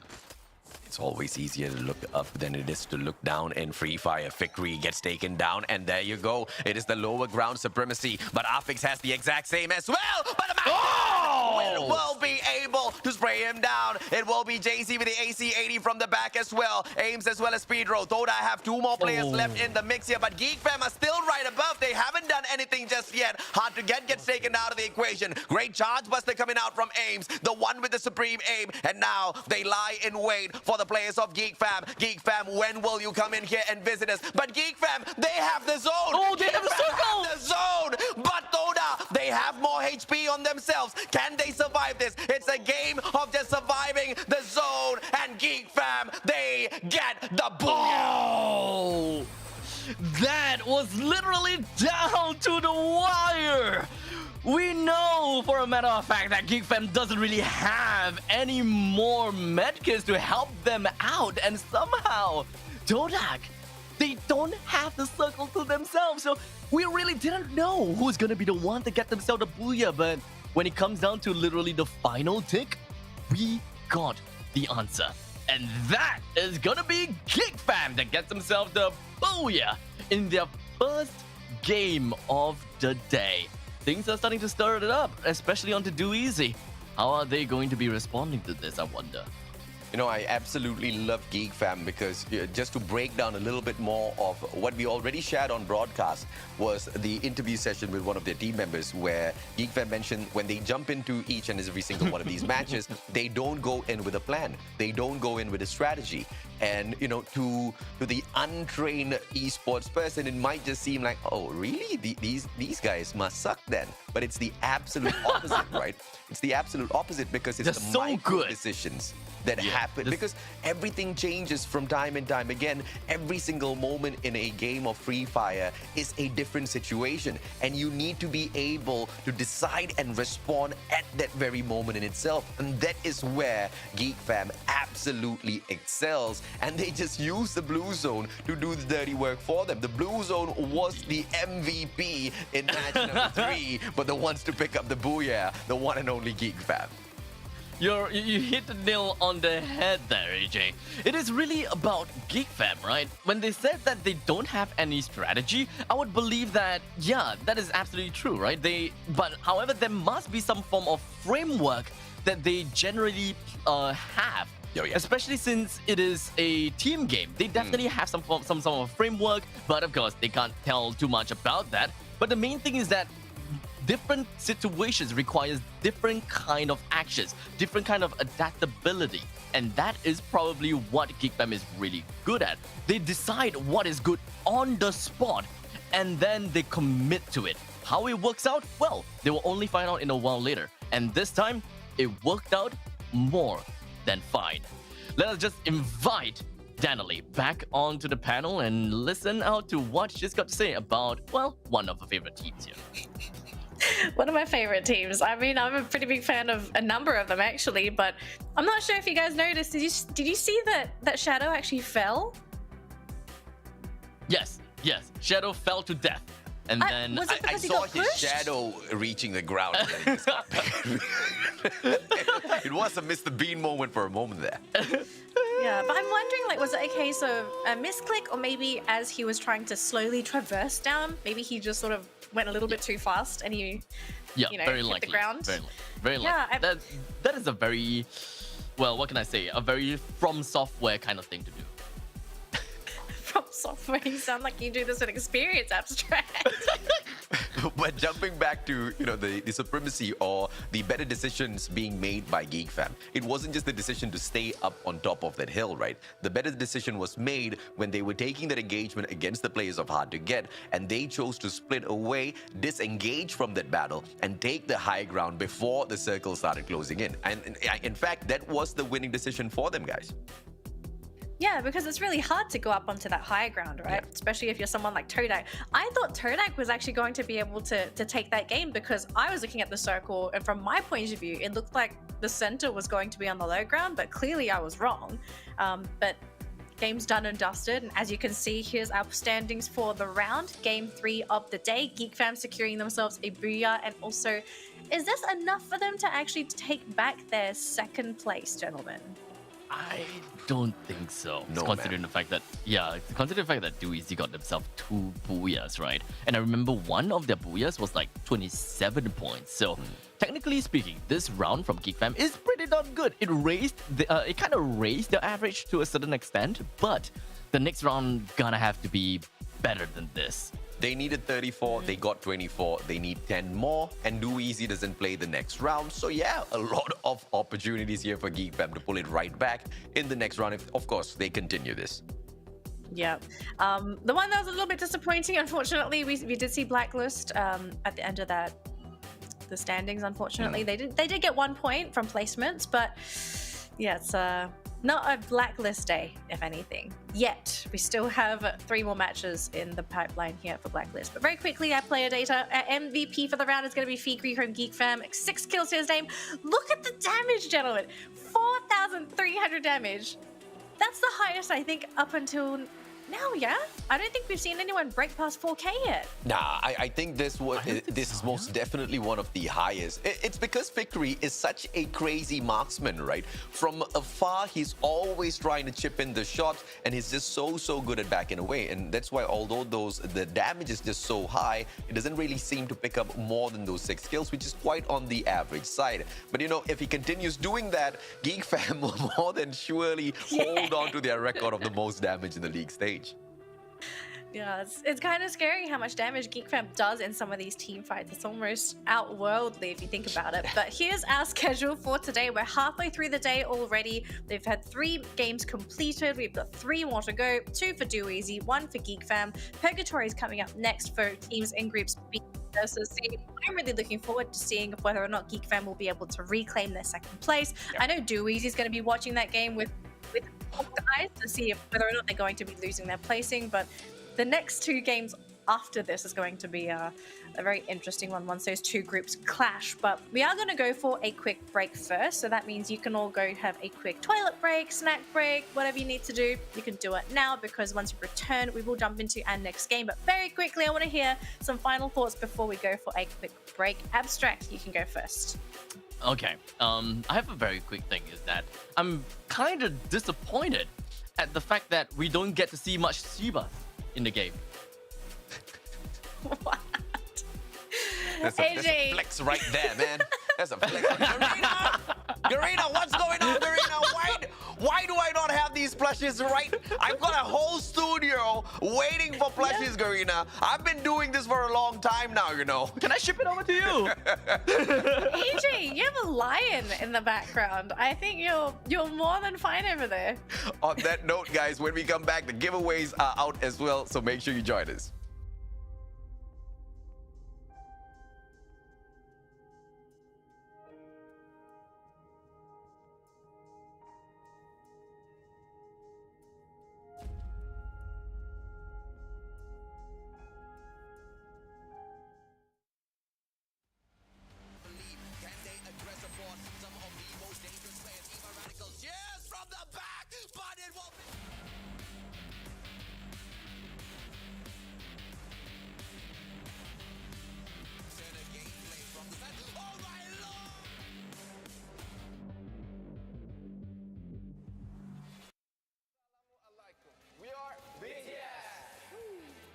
프리파이어와 방탄소년단이 콜라보레이션을 진행하게 되었습니다.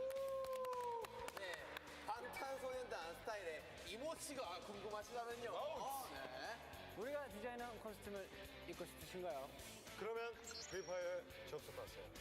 많은 깜짝 선물이 기다리고 있으니 프리파이어와 방탄소년단의 콜라보레이션 기대해주세요. 네, 많은 관심과 사랑 부탁드립니다. 프리파이어! 프리파이어!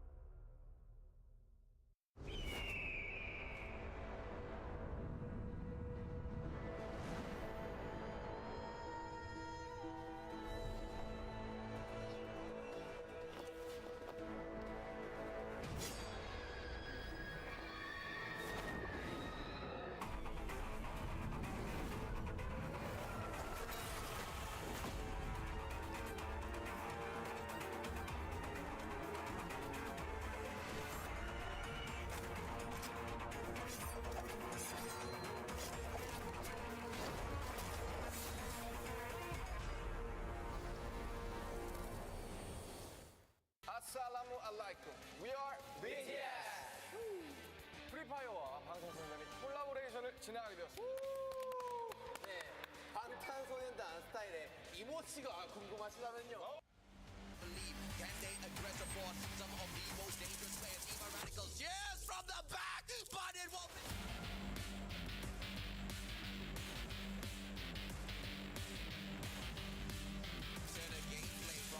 Oh my lord!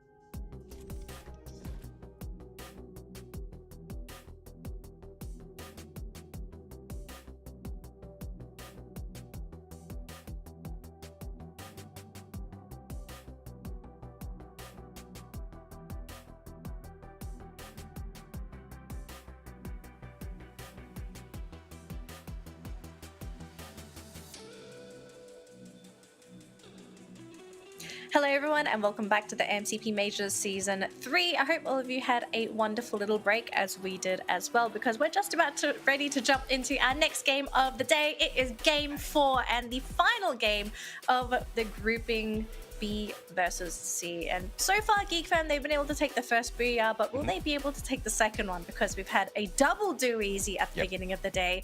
So are we in for another double? What are the chances? Chances? What are the chances? Okay. The chances are, according to calculations, is that we have a total of 12 teams in here. As such, the chances is... Oh, I can't... Not I the can't math, I literal forgot. chance. Abstract. I would say, okay, to be honest, I feel that I really want to give Geek Fam a great boost. I really want to see them. So I would say 80%. 80%. Whoa, that's really high. I wasn't May expecting it to be that 80% high. be your chance to get this gun out of this box. Yes, as you can see down below, the code is there. So if you want to claim those 2 free Valentine's AK boxes, make sure to claim the code down below because this will expire later today. So claim it now and share it now. This is not a limited code in that only a number of people can get it. It is a time limited code. Everyone can get it until it expires. So share to show that you care. And speaking of sharing, you can also share the stream as well so that everyone else can see some fantastic Free Fire matches. We would also appreciate that. Speaking of that next matchup, gentlemen, so Abstract's given Geek Fam an 80% chance to potentially take the second booyah for the round. AJ, I'm pretty sure your numbers are not going to be as high. Like, realistically, what do you think the odds are? I'm saying about 70%. I mean, it's close to 80. still high? Yeah, it's still high. I mean, it's Geek Fam. High. And if Geek Fam really wants to try, Geek Fam can most definitely hit those high notes. And in the previous matchup, they were trying. Not only were they trying, but they were trying really, really hard, right? We saw the great showdown at Santa Catarina, and they just refused to give up. Regardless of how many times you take them down, they just spring right back up. And if we can see the exact same type of Geek Fam, the chances are most definitely high.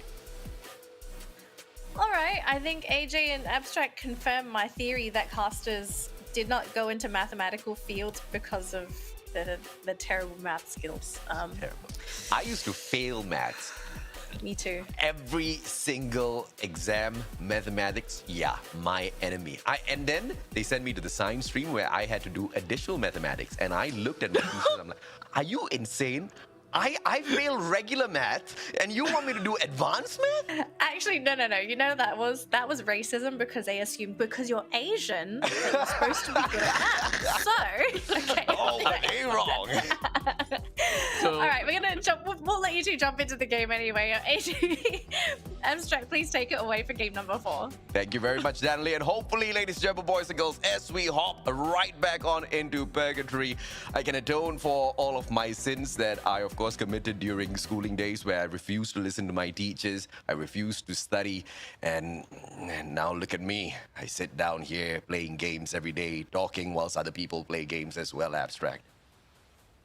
sounds like the life. I mean, you're... Yeah, it sounds like the life, man. No. That's a bad PSA. That's a terrible PSA. But, if anyone of you guys are excited to, explore the world of esports, not just as a pro player, but, of course, as one of those behind the scenes, you very much so can start to do that because this is most definitely starting to become an industry. And not only is it an industry, it's a solid one that's blooming, Abstract. Indeed. I mean, We're talking about so many different tournaments, especially just within the Free Fire field or industry itself. We are gonna be looking at Free Fire World Series real soon, and yeah. I am just so stoked for it. So, if you ever want to be part of like something like a World Series, behind the scenes, it is definitely something that you want to keep your eyes out for. But speaking of keeping your eyes out for something, Blacklist International. Keep them in your eyes because they dropped right inside of Brasilia. Really close to auto knockout once again. And it kind of seems as though auto knockout, they are just meeting up against the big teams time and time again. And I'm not too sure whether they will be able to be this lucky again to get another kill off of Blacklist International. Well, they seem to all be sticking by each other. They've gone in here for a 3-1 split. H2G, on the other hand, is playing an insane strat by just allowing Insane a little bit strewn off path. But the players of Script Shots jumping on into the fray as well as they try to strike down the opponent. Script Shots just managing to get the better of that situation. And the players of WTG, they strike down one of H2G. So this is a three-way battle. Only one team can survive from this. All perfect. Now Shadow heading on for that revival platform. Will he be able to pull his team member right back in? Jay-Z provides him a little bit of cover fire, but Rose just being absolutely annoying with one of the new guns that recently made its appearance in Free Fire, the G36. Well, I haven't yet to really touch G36 just yet because let's be honest, I'm just too much of a sucker for AC80. I just use AC80 all the time. Yeah. Whenever I get my chance to, I see a Grutza, I was like, okay, I'm taking that, and I don't really care too much. Actually, have you tried the new gun just yet? Have you put it into action? I picked it up. I picked And then it you up. threw it away. No. See, I picked it up, I tried, and then I just got sent right back to the lobby. Yeah. Nice. Yeah. Wait, hold on. It was a terrible performance. Let me try this again. Nice. My personal favorite is always going to be the shotguns, man. I mean, Mag 7, I pick it up. I've got zero mechanical capability. I'm a spray and pray kind of guy, and the Mag 7 just helps me out, all right? You give me the M1887, I'm probably going to die. I'm probably going to move back into the lobby as soon as I pick the gun up. The first shot never ever lands on aim. I can't shot the gun for nuts, man. I don't know. I think it's probably like my sensitivity or something like that. The best thing that I can do is just get myself like a FAMAS or a Grutza, a whatever it is, M4A1, and just go for mid-range and just shoot, spray and pray and just tap my scope all the time. That's something that we see a lot from pros. So I took it out and, is magnificent the way Here's that one that team works. that's not spraying or praying. AKO going into this fight confidently. And now the second player out of Blacklist International taken down already. This is an absolute shocker from a team that has been, absolutely struggling all throughout the league stages to make it through into the top 12. And now they're taking on not just any team, but the leaders of the leaderboard themselves, Blacklist International, and making this look so easy. But of course, it's not too late just yet for Blacklist International to turn things around. If anyone can, they most surely will be able to pull this off. But of course, Jaboywa, question is he going to allow them to do that? Because look at the positioning out of AKO. They are trying to flank Blacklist International and go in for this finisher.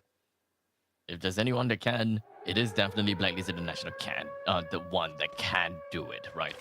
Even though they have 2 members left, I'm very confident that they will be able to get their fellow comrades back into the game. And if they don't, well, let's just say that Geek Fam's chances of winning and getting themselves the Booyah would be able to go up exponentially, since Blacklist International, they're definitely a scary team. Seiya finds himself a shot down onto Zabnu, and just like that, we're left with 1 member from the side of Blacklist International. Cobra takes a leap of faith, only to find himself knocked down and dead. The Blacklist International found himself in 10th place, and then found himself in 12th place. And now, even more is going on as Axis...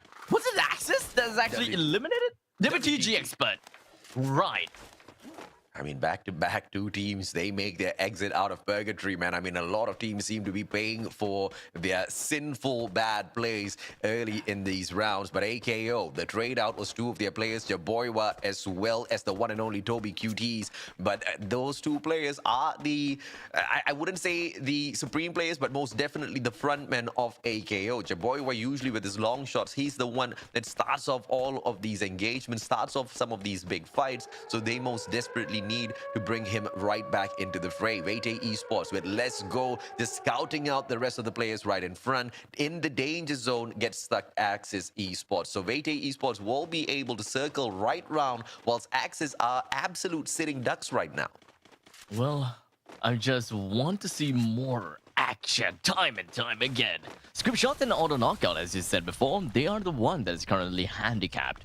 And when we are taking a look at revival points around them, Auto Knockout, they gotta have to make their way into the hearts of Brasilia in order to go for the free revival point. But considering the fact that, well, the revival point is within of Brasilia, I don't think that they would be so careless enough to actually make their way there and, you know, stay there to get themselves the free revive. Instead, it would make sense for them to actually go for the vending machine. But in the meantime, we're going to be looking at GeekFam finally getting themselves into the means of the action with Man04 getting himself the first kill down onto a single member from side of Orange Esports. I don't think that's going to be the end just yet though, because they have spotted the rest of the fleeing members from Orange Esports that's trying to run straight to the northern side. And I don't think that GeekFam wants to let them out that easily. I am so happy we're not going to get a water circle this time around. But if the circle moves down or moves towards that body of water and still finds a way to sneak in a little bit of liquid into the final circle, I'm going to be absolutely mad. And as I'm saying it, I just don't like it, man. I don't like how some of the decisions that some of the players make out there on the battlefield are just a little too questionable in those final moments, right? So I just say take the water, leave it out of the equation, keep it all fair and easy out in the open, dry lands. Axis pushing themselves into Brasilia, moving on towards a revival point. They will be able to find a couple of teams there. More importantly, the players of Toda already have them scouted out. Toda now with those open shots, VSS as well as the AC-80 will be finding the crosshairs as well as the mark onto the players of Axis, but no knockdowns will come through just yet. Just enough to scare away Axis further in their compound. Interesting how both Todak as well as Axis Esports have got the same idea, and that is going to be guarding and gatekeeping the revival point. Alas, this time, no one is going to be taking that bait. Auto Knockout was one of the teams that needed that revive, but they have decided, hey, it would have been a smarter idea for us to actually buy it through the vending machine. Because, like I said before, the revival point inside of Brasilia, right smack in the center of the circle, that is one place that you do not want to hang around and chill around, thinking that there is you pose no threat or that place poses no threat.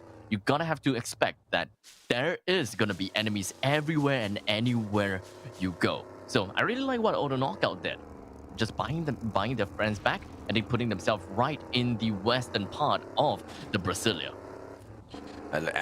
You gotta absolutely love the observers and some of their tricks. The drive-by, right? Yeah, absolutely loving the creativity out of them. Ego Oblivions now using all of that momentum from the vehicles to get in towards Brasilia as well, joining all of the other big squads. They play the buddy system as they split off into a 2-2 formation. GeekFam, on the other hand, keeping a straight line as they move on tree to tree, using Mother Nature as cover. And now all of the teams, this is such a beautiful view with the kings of Philippines themselves, Vete Esports, sitting down on the top left corner. Let's see exactly when they will choose to jump into the fray as well, or will they just be holding back? Because at the very moment, Vete Esports, they are in the next circle.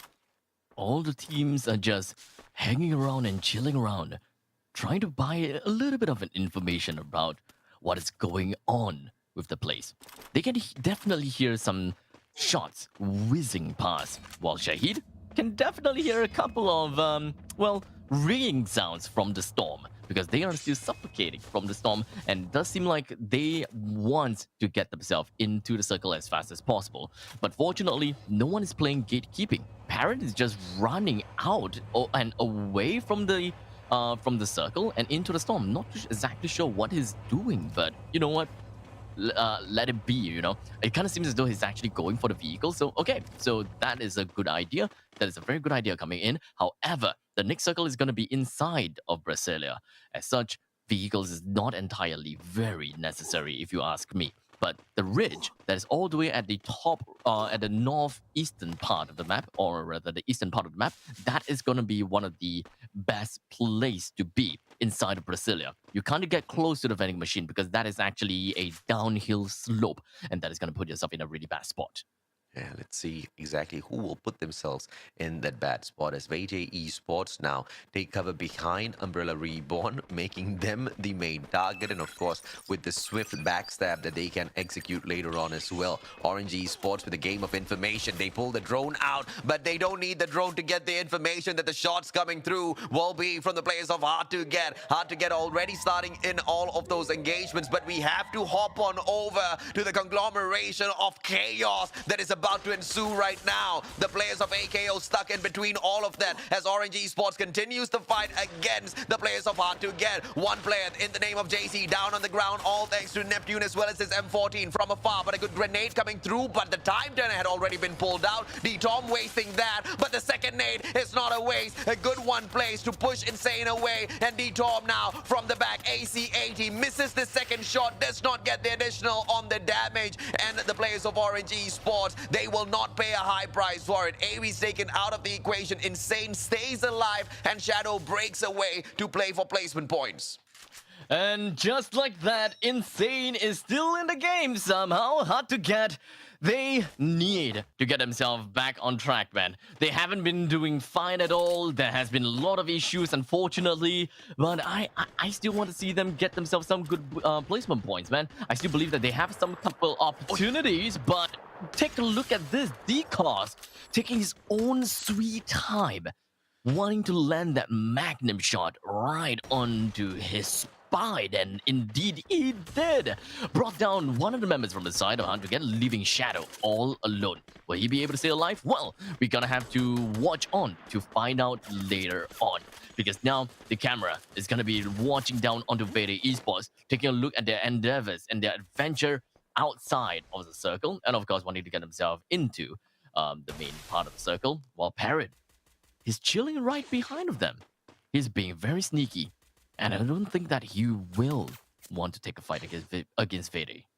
And the biggest challenge here would most definitely be Ego Oblivions, but VT Esports needs to prioritize this, and at the very same time they need to keep an eye on the timer because they only have about 25 seconds before the circle now starts to move. So VT Esports, as they prioritize things, they choose to engage with Ego Oblivions, the biggest threat out there. And of course this was not by a point of deduction because they do not know exactly who's in front, but it is a point of deduction as to where's the next circle and whether or not they need to start moving on in, and they know time is not on their side. Great decision from the players of VT Esports, but as they now try to move on in, GeekFam doing the exact same, and they have to go through the players of AKO in order to be able to pull this off. Ego Oblivions being shut down one after the other by the players of VT Esports. Daymoon will be able to find one, but can he find another? JC Jacob already on standby just behind this wall with his Charge Buster charging it up, but Daymoon has the exact same weapon as well. Will they be able to get him down? They step on in. Two players versus one.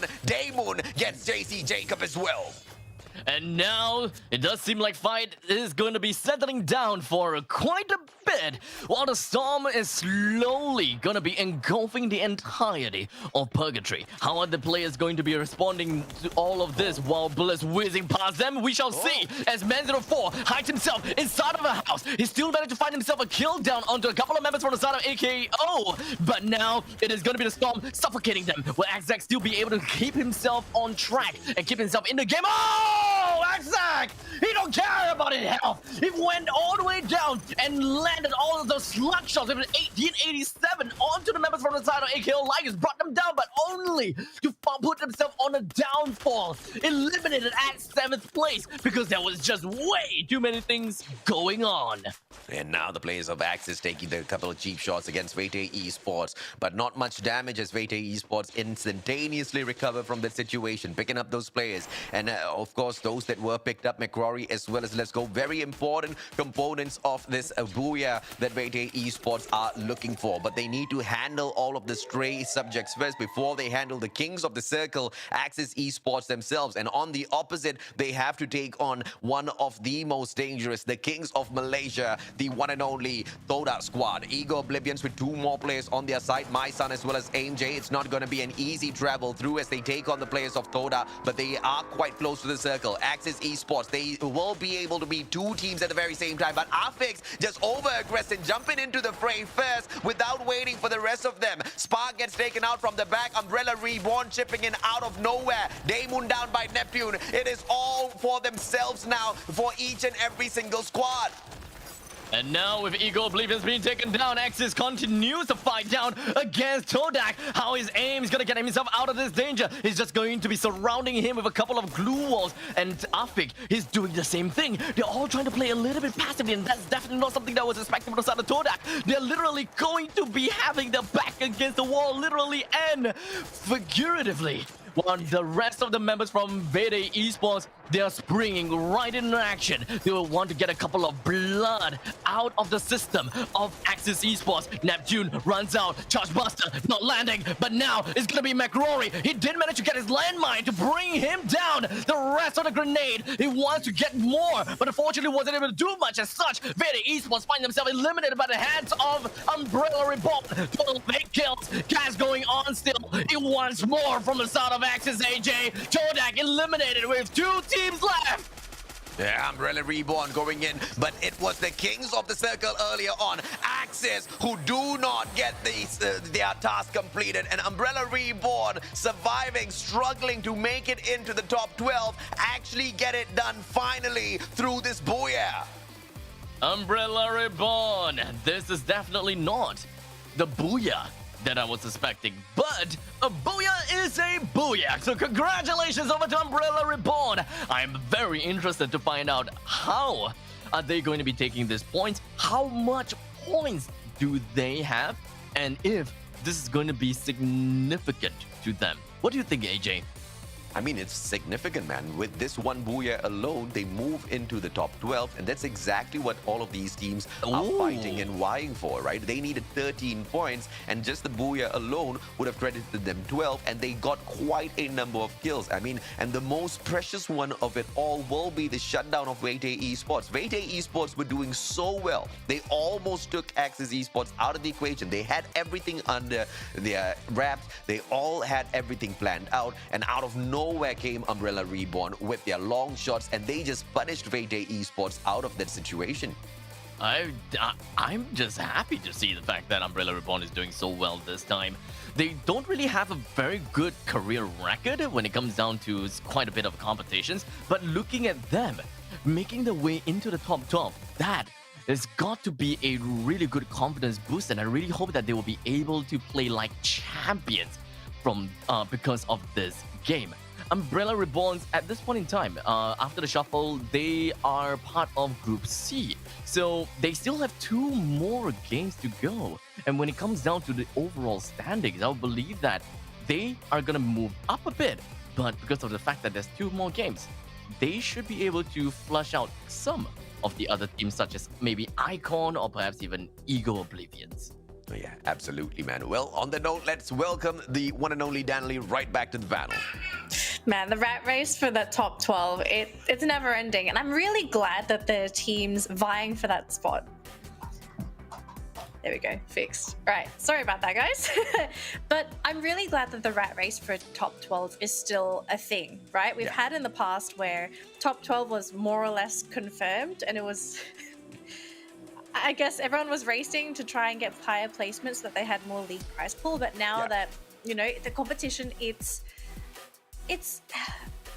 even. Is that a really good way of describing it? Like everyone is of not the exact same power level, but we're getting a lot of teams that are similar, right? You got similar classifications, Yeah. and so they're able to take games off one another because they're just not that far off in terms of skill level, in terms of mechanics, in terms of experience, just all of that combined. So for Umbrella, this is a sigh of relief, but is this ultimately going to be the match that decides their fate in top 12? Because we always speak about consistency, and this is something that Umbrella Reborn really struggles with.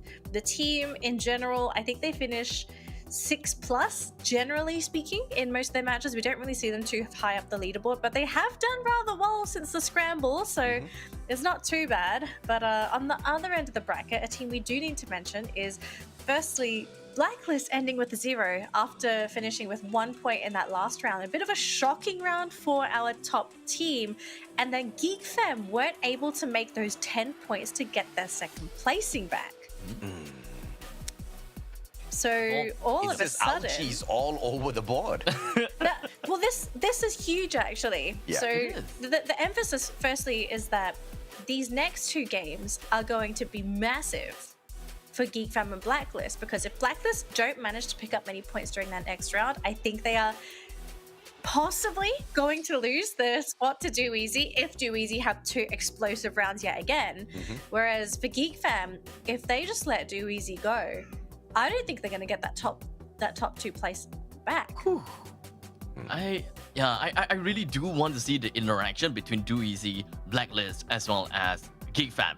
In fact, Hard to Get, they are not really far away from the podium finishes as well. So they are technically going to be part of the discussion too. So the next game is where things are really going to get a little bit more scary, if I can say.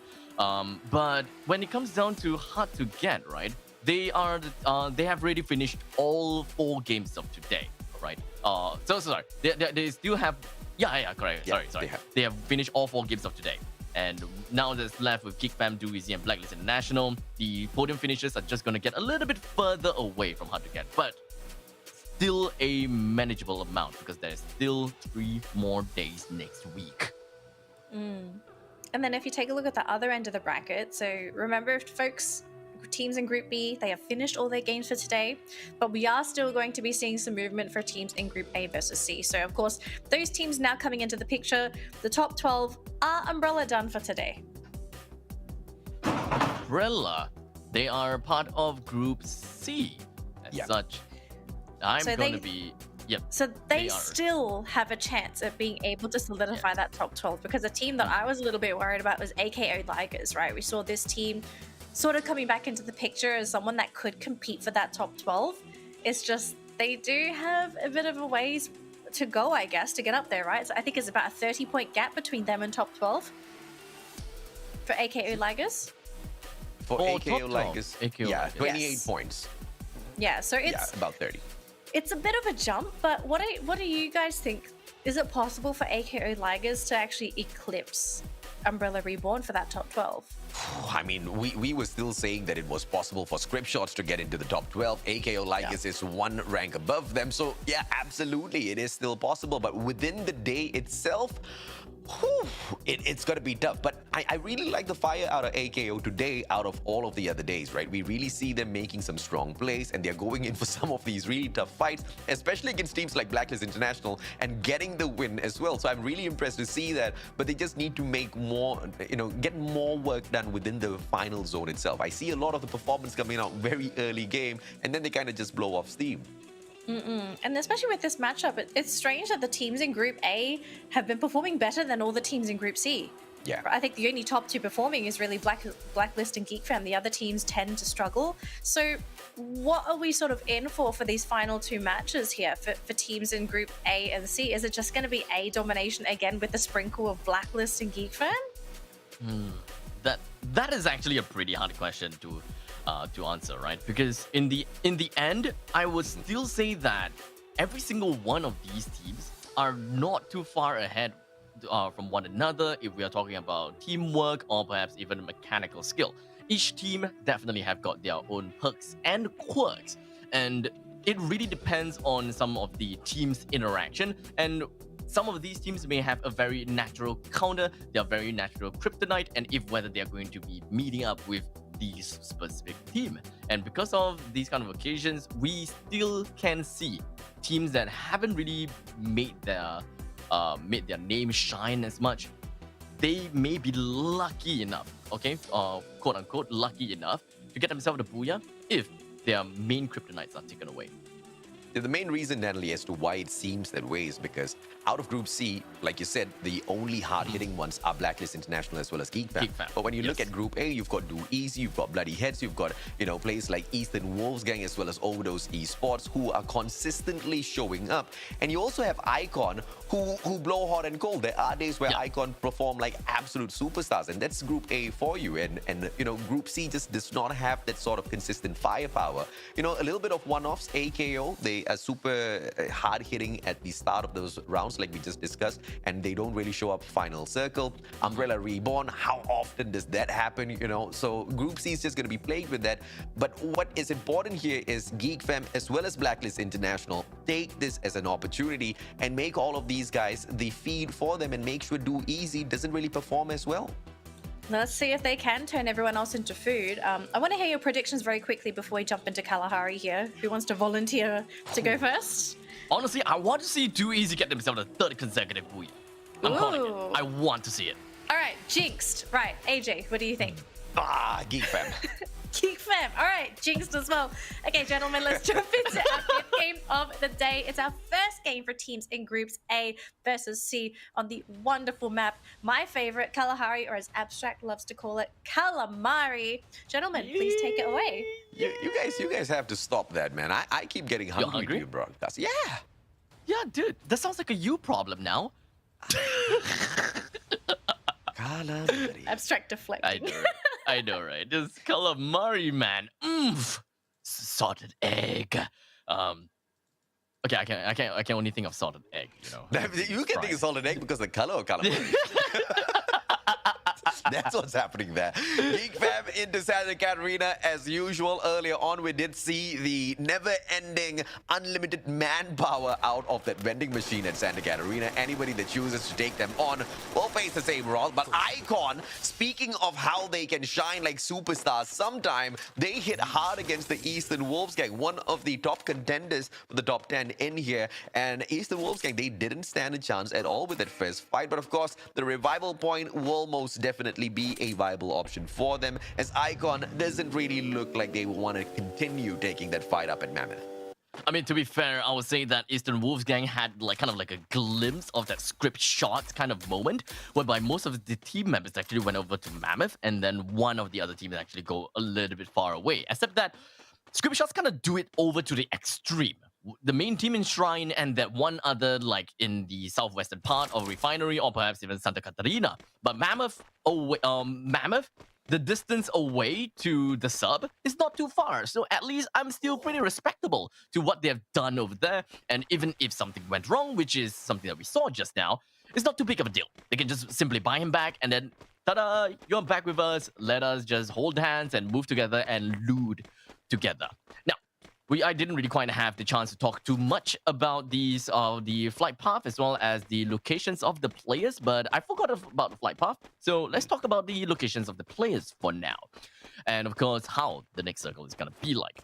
The next circle is going to be encompassing the entirety of Kalahari with a few exceptions, and that is going to be Old Hampton and the western part of the maze. Everything else is still playable. As such, all of the other teams that are inside the circle and have made their way literally anywhere, they will be able to be pretty safe and sound when it comes down to their first looting phase. The next place that they bump into is where things may get a little bit more dicey, because after all, it is natural for teams to actually move slightly more towards the clockwise direction or move towards the center of the circle. As such, Bayfront, which is where Blacklist International is at, as well as the southern part of Refinery or Command Post, are tentatively scary places to be at.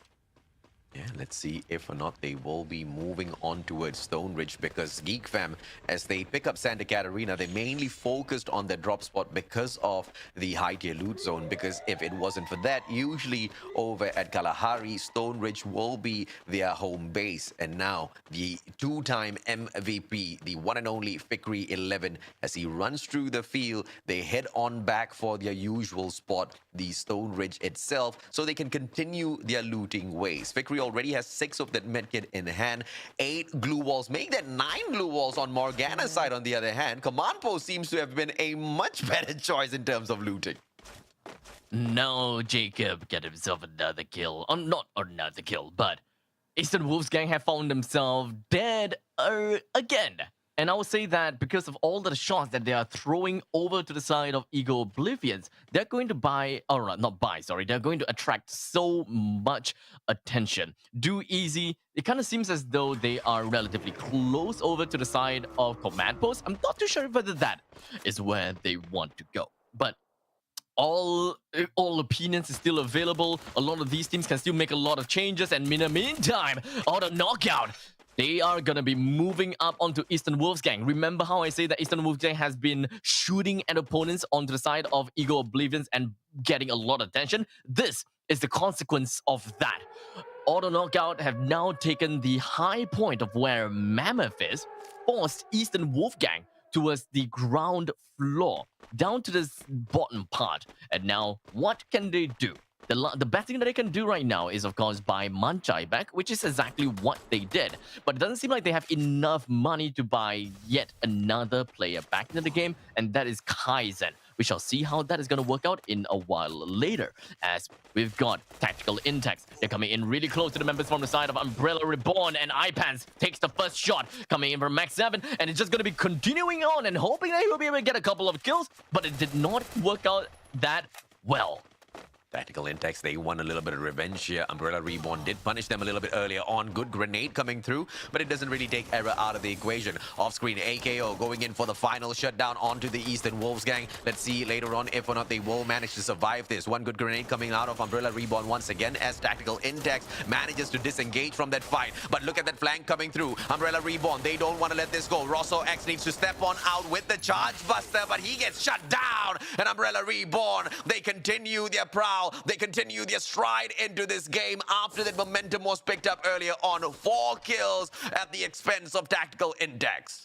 That is really momentum gaming coming from the side of Umbrella Reborn. I really hope that they will be able to move on and continue this kind of momentum onto the opponents. In the meantime, Overdose find themselves eliminated at 11th place. Yet another team that does not have any more placement points to their name at the end of their 3rd round. So how is that gonna work out for them? Well, Overdose, they are still in contention for the top 12, but things are definitely going to get a lot more dicey. That is if Umbrella Reborn continues on with this crazy play. Because, well, what can I say? Umbrella Reborn, they are just a shy bit away from Overdose. I believe that is about 34 points away. So if Umbrella Reborn gets themselves a booyah this time, they are literally an arm's reach from Overdose. Oh yeah, absolutely, sir. I mean, 34 points away isn't really all that too much for them to whip up, but just this one solid game is not going to give that to them, and they haven't really had consistency in terms of picking up booyahs throughout the competition. Kills, I suppose. Yeah, that being said, they do have 3 to their name, so they're no strangers to the booyah either way. So let's see if or not they can ride on that momentum from earlier on and continue moving forward. AKO, on the other hand, spotting the players of Icon, and now as they move on down the sub, Dyron taking the position that 4bits held on to earlier on, as we saw Vete Esports command this segment of the map. Will they be able to do the same to Icon? The players of AKO now taking vantage point. One has been spotted out, has got the Max 7 waiting for Seiya to jump on down. He has got the UMP in hand, and the SMG won't be able to do much with it. One good grenade out of Toby QTs, and the finisher coming through. Seiya, they will be able to find one, and nobody's going to be able to step on up to save him just yet. Jaboya pulls out the time turner, and the finisher from Toby QTs will come through, all thanks to Dyron. Mio just waiting up with his charge buster, but nobody from the side of AKO aggressing on forth just yet. A little bit of a deja vu, at least for me. We're starting to see a lot of fights in the sub, and we are continuing on with Mios getting a kill down on the Toby. The rest of the members coming from the side of Joboa just gonna be working his way on with the M1887. Unfortunately, wasn't able to work very well as Seiya finds himself knocked down, and so will Joboa and Dyrov. And just like that, Icon has gotten themselves with yet another team wipe to a certain extent, with a total of 6 kills to their name. I wouldn't say that is a complete team wipe for the previous one, but this is a team wipe. With a total of 6 kills to their name, they must be really happy. However, all of their sounds is just inviting danger, and that allowed Geek Fam to come right in on the top of this crane. Now this is true deja vu. Oh yeah, what a great grenade toss in there just to pressure the players of Icon right back in towards that sub, and the rest of the players of Geek Fam positioning themselves to continue this attack. Man, just waiting with the Mag 7 Icon Flame. He does have the grappling hook on hand. He can reposition at a moment's notice, but does he want to play the game of survival? There is a revival point right behind the sub, but the players of Geek Fam now controlling that area as well. Finally, as they all start to cut down the distance, Man04 using the grappling hook to make sure he takes 0 fall damage through the crazy maneuvering across the highest segments of the sub, just to reposition himself to make sure he can continue giving the team the vantage point advantage. Exact charge buster. Can he spot man out just a little bit more right below the nose of the sub? He should have been able to. Now man just keeping a little bit of distance between himself as well as the rest of the players with the Mag 7 in hand. All you want to do if you've got this gun is surprise your opponents, and he's playing this to the T now, Abstract. It definitely seems as though that Geek Fam, they should know that Icon is actually right below them. But unfortunately, because of the current positioning that the opponents have, that they are just going to be hiding around. They know that there is a chance that the opponents have a shotgun. And you wouldn't want to run down the stairs and just get shot in the face with this luck shot. You mean like what AKO did? Yeah. And technically what Geek Fam is doing right now. I really like the fact that Fikri is just going to be heading towards the opponents with the hand cannon. And that is his pre-fire. That is his pre-fire. He don't have any idea that people is in there. But he went for it anyways. And it paid dividends. Brought one person down to the side of Icon, leaving Flame all alone to fend for his team. And now, with nowhere else to go, he have resorted to containing himself. But in a container. Flame now just staying alive, hoping and praying the rest of the players of Geek Fam do not find him.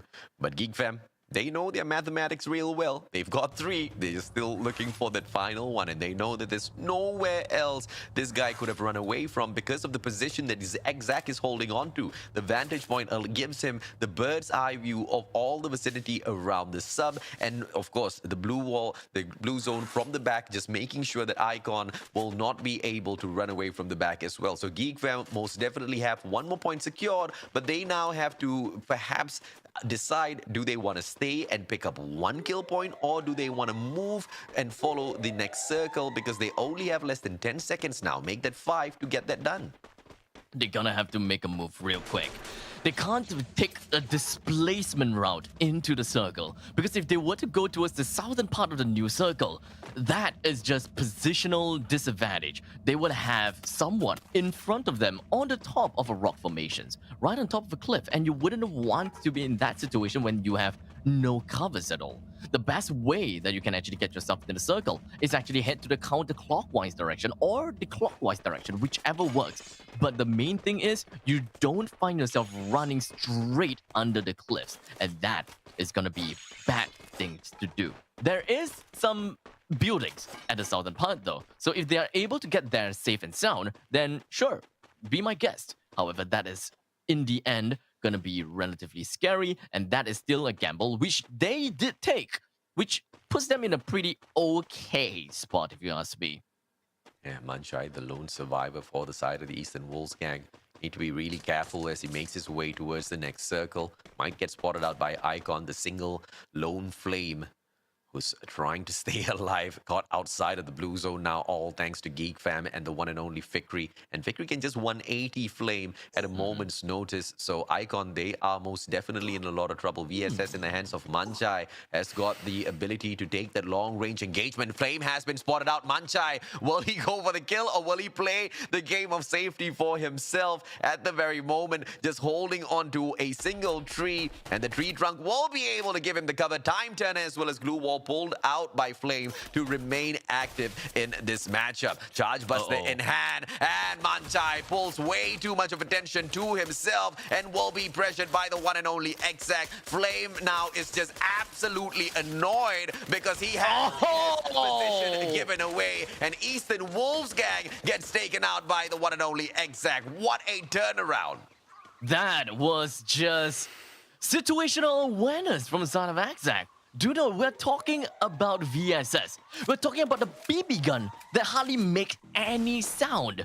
But what Exact did was just scouted for the entire area. I think that it really caught his eye when that glue wall was dropped by the members from Eastern Wolfsgang. And somehow, it is what it is. Manchai found himself in such a tough spot. He was the one that opened fire onto Flame, but he's the one that got eliminated instead. Quite a gamble, but I don't blame him for that. Truly, I don't. Riptide Rhythm! Fire! AC-80 for the strike, and Man04 gets taken out of the equation. What a hit by Do Easy, and they might be able to secure yet another booyah for themselves, holding on to high ground here. The circle might just come looking for them, as it has done in the past two matches that they were a part of. But of course, that is asking for a lot from the gods of RNG. The trip mine now on the set for Too Bad. Let's see if or not anyone's going to get caught by that as they come right up the stairs towards their high ground. Ego Oblivion's right downstairs, but Umbrella Reborn as they take the fight up against the players in front of them. The one and only WTG. Circle moves away from everyone. Launcher. They have a grenade launcher, so they can't actually play like that with a third-person perspective. They can't do that!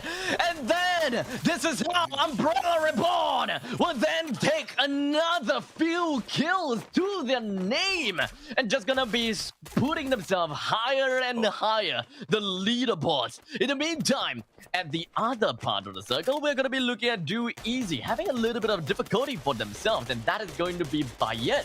He's gonna be finding himself with just a sliver of health, but we're gonna be moving on to Geek Fam, finding himself 2 kills on the side of Bloody Hands. Blacklist International also have eyes on the Bloody Hands, so Bloody Hands is literally gonna be fighting a war on 2 fronts. How are they going to be getting themselves out of this? Well, the answer is on to the side of Kaloy, because he's right in front of Cobra, and the only thing that's coming in between of them is a single glue wall.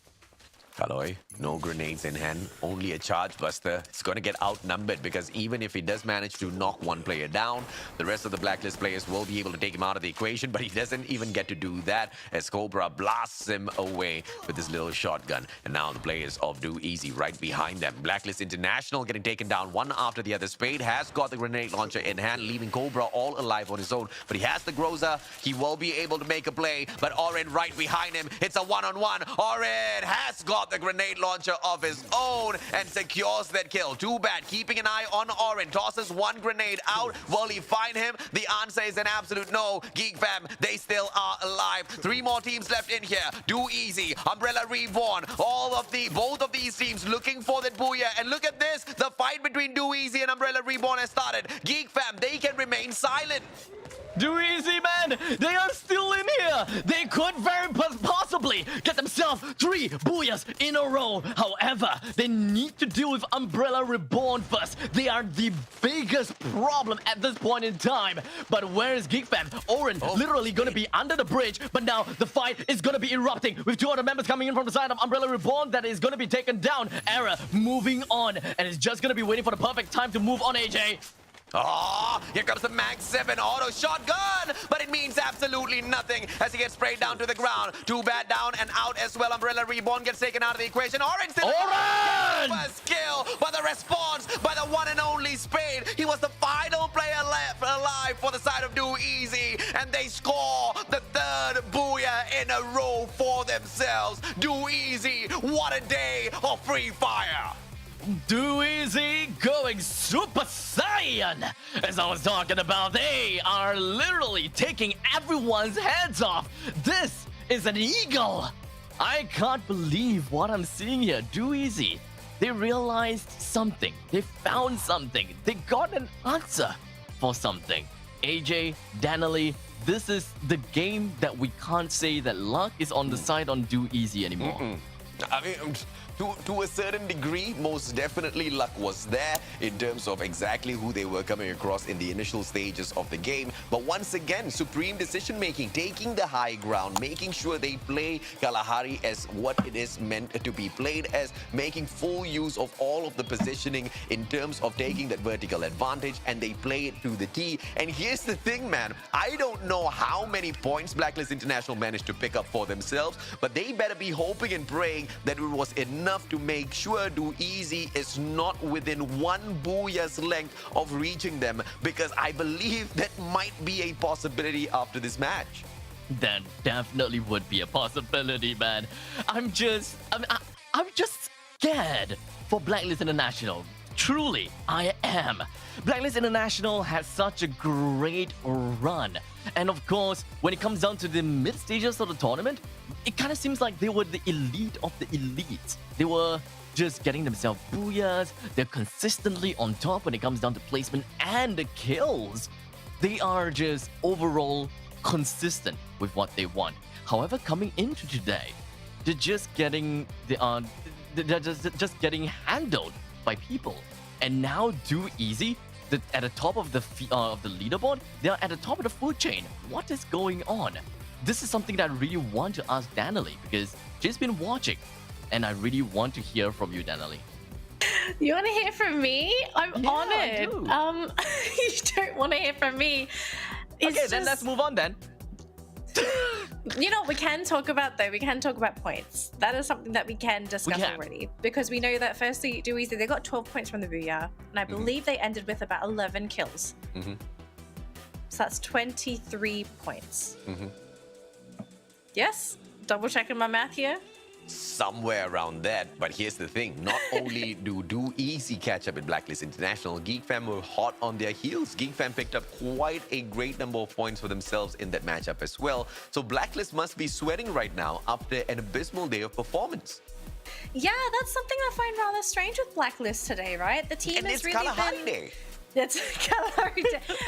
That too, but this is very un-Blacklist. I think this is their worst performing week? Yeah, Day. Day. This is definitely day. So I'm just wondering what sort of happened with Blacklist today in general. Like, just from the 3 games we've seen, we've got one more to go after this, but just from the 3 games that we've seen, like, what has ultimately been the issue for Blacklist? Is it just them being eliminated with their pants down? Is it what do you guys think has gone on with Blacklist? Because you had a bad day. It happens. Yeah, Fair. I would definitely say so. Yeah. I don't think that I can really just look down into the very minute details about Blacklist International, because at least for their games in game 1 and 2, for game 1 they kind of lost fights, right? While game number 2, yes, they lost fight, but their not Guardian Angel, but their last ditch to victory, their best way to get back into the game was hoping that their final straggler will be able to save them, but unlucky at that point in time. And game number 3 here, 5th place, not too bad if you ask me. You know, 8 points. At least there is some points to their name as compared to their 10th place and 12th place. You know, there's still some form of improvement here. Yeah, but we're still only looking at a 9-point play day for Blacklist. Ultimately, they still have one more game to potentially offset all this catching up that we've been seeing from Do Easy and GeekFam. But just from those 3 games alone, like, is this going to happen today? Maybe Blacklist is just going to keep dropping the ball and they're going to say, it's fine, we've got next week. Do Easy may have been able to pick up the Booyah, but the MVP is Orin from GeekFam, and truly well deserved, I say, guys. Yeah, I mean, he got 6 kills alone, so... And he almost got the Booyah for GeekFam as well. Yes, he was very, very close. Do Easy, it was actually because of Spade that Do Easy won, right? He was the one to actually get the drop there onto Orin, but man. I mean, Geek Fam, they're still contenders. We're seeing flickers of light, you know, life in Geek Fam, but Blacklist, what's happened? I wish we could ask them directly, actually. I think that would be a really good way to sort of end this segment. Just ask Blacklist, like, hey guys, what's happened with the team? I've spoken to them before, and they are really cheeky boys. I'm pretty sure they'll say something along the lines of, yeah, but nothing happened. Nothing. We still have the #1 spot. I mean, I'm that's not a wrong. good argument. Yeah. It's I'd not agree. wrong. Until the day that they don't get themselves first place, right? Yeah. Yeah, and that might just literally be one game away, because Do Easy securing 29 points from one match is not impossible, because it's Do Easy. They know how to find kills for themselves throughout the whole league stage so far. 212, just a few behind Blacklist International themselves. So it's very, very possible here, guys. Yeah, and we're also going into Purgatory next as well. And this one is, it's a bit of a wonky map because it comes down to the final circle and whether or not it's a water circle. And we've had some really crazy water circle. Look at I know that face, but seriously though, like we've had some water circles that have ended teams' lives because it is just so unfavorable. So this can be a bit of a wonky map, and it might work in favor of Blacklist. It might also work against them. We kind of don't know until the game actually happens, but it's Purgatory. It's the last game of the day. I gotta ask for predictions. Jinxes. Who wants to go first? Technically, Abstract, didn't you pick Do Easy that last round? Yeah. Okay, so I did. you can jinx the winner. All right, who's the winner then? Okay. I picked Geek Fam, but both of them got top 2, so we didn't jinx them. We blessed them with our We're words. blessed. Like, really Okay. blessed them. Next Okay. blessings. Let's go. Okay, next blessing. Somehow, for some reason, I feel that Do Easy have got a great run already. I want to say someone else, but I can't think of anyone else. Just maybe someone that wants to get themselves into You've the got 12 top 12. choices, Abstract. Okay, Ego Oblivious. Let's put it out there. You reached down under for that one. He just lifted he's just lifted the mat. He's like, all right, whoever I can AJ, what about your Geek prediction? Fam again, Geek Fam. Oh gosh. All right, I'll let you two take over for the last game of the day. It's on Purgatory, and of course it's the groups A versus C. Let's see who gets the final booyah of the day. AJ and Abstract, take it away. Thank you very much, Danley. Ladies and gentlemen, boys and girls, yes, indeed, final matchup of the day, and we are still pumped with energy. All thanks to the teams who have put on the hard work out there, giving us just absolute adrenaline pumping through our veins, match after match. This time around, it is going to be quite the fair flight path, which is going to cut through Marble Works all the way down towards Ski Lodge, opening up the map for absolutely anyone to move on wherever they would like. But Tactical Index as well as Overdose, they choose to hold each other's hands on that ad drop. I gotta say, this is a relatively scary flight path due to the fact that there's almost no deviation to his flight path at all. So, well, we shall see how the rest of the players is going to be flying down. And for now, we're gonna be looking at Tactical Intax. One of the members from Tactical Intax that literally dropped with the rest of the members from the side of Overdose. Oh wait, it's not just one member, it's a couple of them. Yeah. And we have one person, don't make that two person, from the side of Tactical Intax that is already knocked down at the southwestern part of the crossroads. Racy, you do not bend down to the ground and punch your opponent out back to the lobby. My friend, that is mean. Russell X, no medkit in hand, punching the tree out of frustration while shots are fired against him. Pin with the Mac 10 from such a distance. This guy is not being cheeky. It's the only thing he has. Russell X is just having some fun, man. He's like, I know I've done so. Oh, but he does manage to take some good shots up against Pin. But can he get the kill? Now, Pin, all he needs is 2 good shots onto Russell X to finish this off, and he does exactly that. And Tactical Index, they held the hands of Overdose for a hot drop, and Overdose took their hands, threw them against the wall, and slapped them back to the lobby. That is really unfortunate for Tactical Intax, but hey, it is what it is, right? I believe that they definitely know that they are no longer in the running for the top 12. But hey, the main point of Free Fire, why people even played Free Fire in the first place, is to have fun. To knock people around. Look at that. Look at that. Too. My son, one more. What? That too. All right, that too.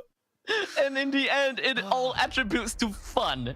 That was pretty fun, isn't But it? yeah, indeed it was, man. But definitely not if you are an Ego Oblivions fan. It's not fun at all watching your players get taken down in that way. But Twinkle as well as AMJ, they most definitely have an opportunity to play the game of survival as they run away from their grounds right now, heading straight on in to look for a revival point. The exact same one that Eastern Wolves Gang has found for themselves, perhaps through the vending machine, but they need not use it at all. Perhaps for a few of those level 3 armor, that would come in really handy for the next circle, Abstract. Not gonna lie, this is a relatively interesting start that we have never seen before. The fact that we have tactical intacts being dropped out so early into the game, one person being rammed by motorcycle, and 2 members that are just skilling at the side of the island, hoping to play it safe for the next few circles. But you're gonna have to really pray for the fact that the circle lands onto him, which is very unlikely. Now, let's talk about the circle now. It is going to be dropped at the southwestern part of Purgatory, and it does have a pretty fair share of percentage from all of the islands. The western island has maybe like about 40% of the circle, and the main archipelago has roughly about 30%, and then the southern island has maybe about 20% ish, and then the rest is just water. So Abstract. yes. All I heard out of what you said was water, and I don't like it, man. If you think about it, this is relatively crazy, right? Because unplayable part is the southern part of Purgatory. Now that is a lot of water, and yeah, I just really want to see AJ cast water circles, and watch him really like crumble in tears and just really I'll tell be you why I don't like the water circles, right? It's difficult. And the way the game is right now with the kill feed being turned off, the player models, you know, you can't see what skin can't it see is. You who's don't know who. what... Yeah, you can't see who's who. You can't see what sort of powers they're going to be bringing onto the player or whatsoever.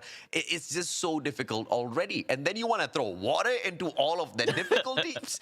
I mean, give the guys a break. The players need a break. No, they don't. Give them as much challenge as they can. Come on, show us who's gonna be the boss. Sorry, I Not realized... Twinkle, not AJ at the moment. Leave them alone. Leave them alone.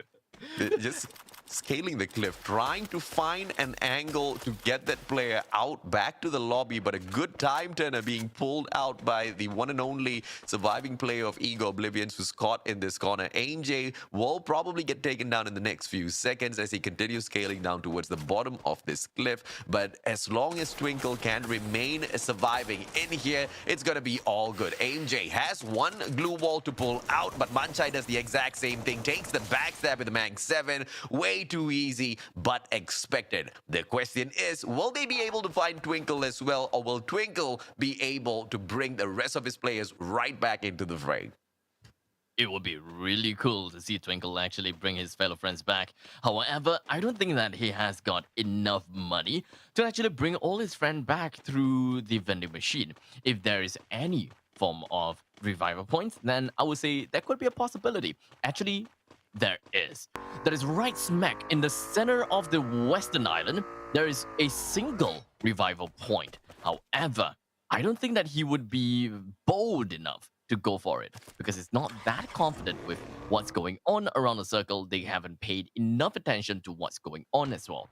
But hold on, we're gonna hold on to that thought for a little bit because right now, auto knockout and overdose kind of seems as though they're gonna have a war.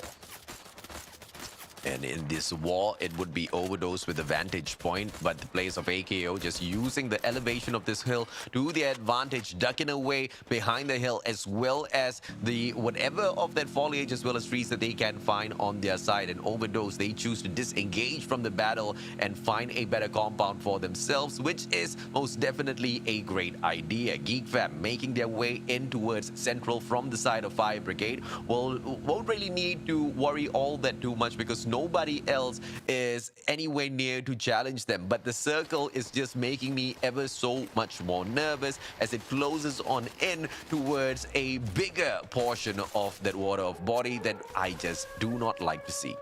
Oh, do easy, sticking back onto their guns and staying right at the intersection of the waterbeds. However, I don't think that this fight is going to be really good for them in the meantime because we are taking a look at Jumble. Knockdown, never mind, overdose. Currently, 2 men left. It's just going to be left with Resby. He really wants to land all of those shotgun shots or rather onto the opponents, but it doesn't seem like it's going to be working very well for him as the rest of Overdose has found themselves the victims of Do Easy, giving them a total of 4 kills to their name. Once again, teams are finding it so tough to play in this kind of close quarters combat against Do Easy. They're just making so many quick shots and they're just connecting everything. Today is the day that Do Easy continues to blow hot. And it's not a cold day by far. 3 booyahs in hand. Can they find the 4th? Can they make the record stand for the MCP Majors Season 3? No other team has been able to achieve what they have pulled off in here so far, Abstract. Yeah, I mean, when it comes down to the entirety of MCP Major Season 3, this game, today's games is insane, right, AJ? Oh, yeah. I think you would agree, definitely. Seeing 3 booyahs consecutively by a single team and a potential 4th booyah, I think that this is going to be quite a topic to talk about. And if if Do Easy doesn't make it in the first place, I would be very sad, to be honest. But speaking of sadness, it is going to be WTG Expert that is going to be on the sad side because 2 of the members has already been taken down. And Umbrella Reborn going in for the finisher, but Geek Fam hearing all of those gunshots. They want a third party this situation. They do not care who they find. They want to find kill points. Zion, he will say hello to the players of Geek Fam first. Fikri spraying him down, does not get the takedown, but the backup from Exec will most definitely be there. Orange one will be able to take down Nil, and the players of Umbrella Reborn find themselves right in front of Geek Fam as well. WTG Expert gets taken out of the equation. Geek Fam with just 1 player hurting. Fikri gets picked right back up. High pants down on the ground. Good grenade coming through, and Orange just putting on so much of damage whilst the rest of the players now catching up with them. Exec takes Kaz out of the equation, and Umbrella Reborn only with Error as well as Nail left on in here. They have to run away as quick as possible. The 1 player does have the vehicle on him, the one and only Nail trying to get away, and Error will be the bait for the rest of the Geek Fam squad. And yes, they take him down, but Nail survives this onslaught. And just like that, Umbrella Reborn with Neil, the last member remaining, just gonna be running away with his very fancy UAZ. And it's gonna be safe and sound, at least for now. As now, we are left with a few seconds until the end of the shrinkage of the storm, and we will be exposed to where the next storm location will be. And where is it gonna be at? Is it more on the western island? The answer is on... Oh, AJ, you're gonna love this. Oh my lord! No! No! No! Yes! Do not show production! Do not ever show the map to anyone until the zone chooses to move away, but I don't think the zone will. No! Yes! No! Yes! Yes!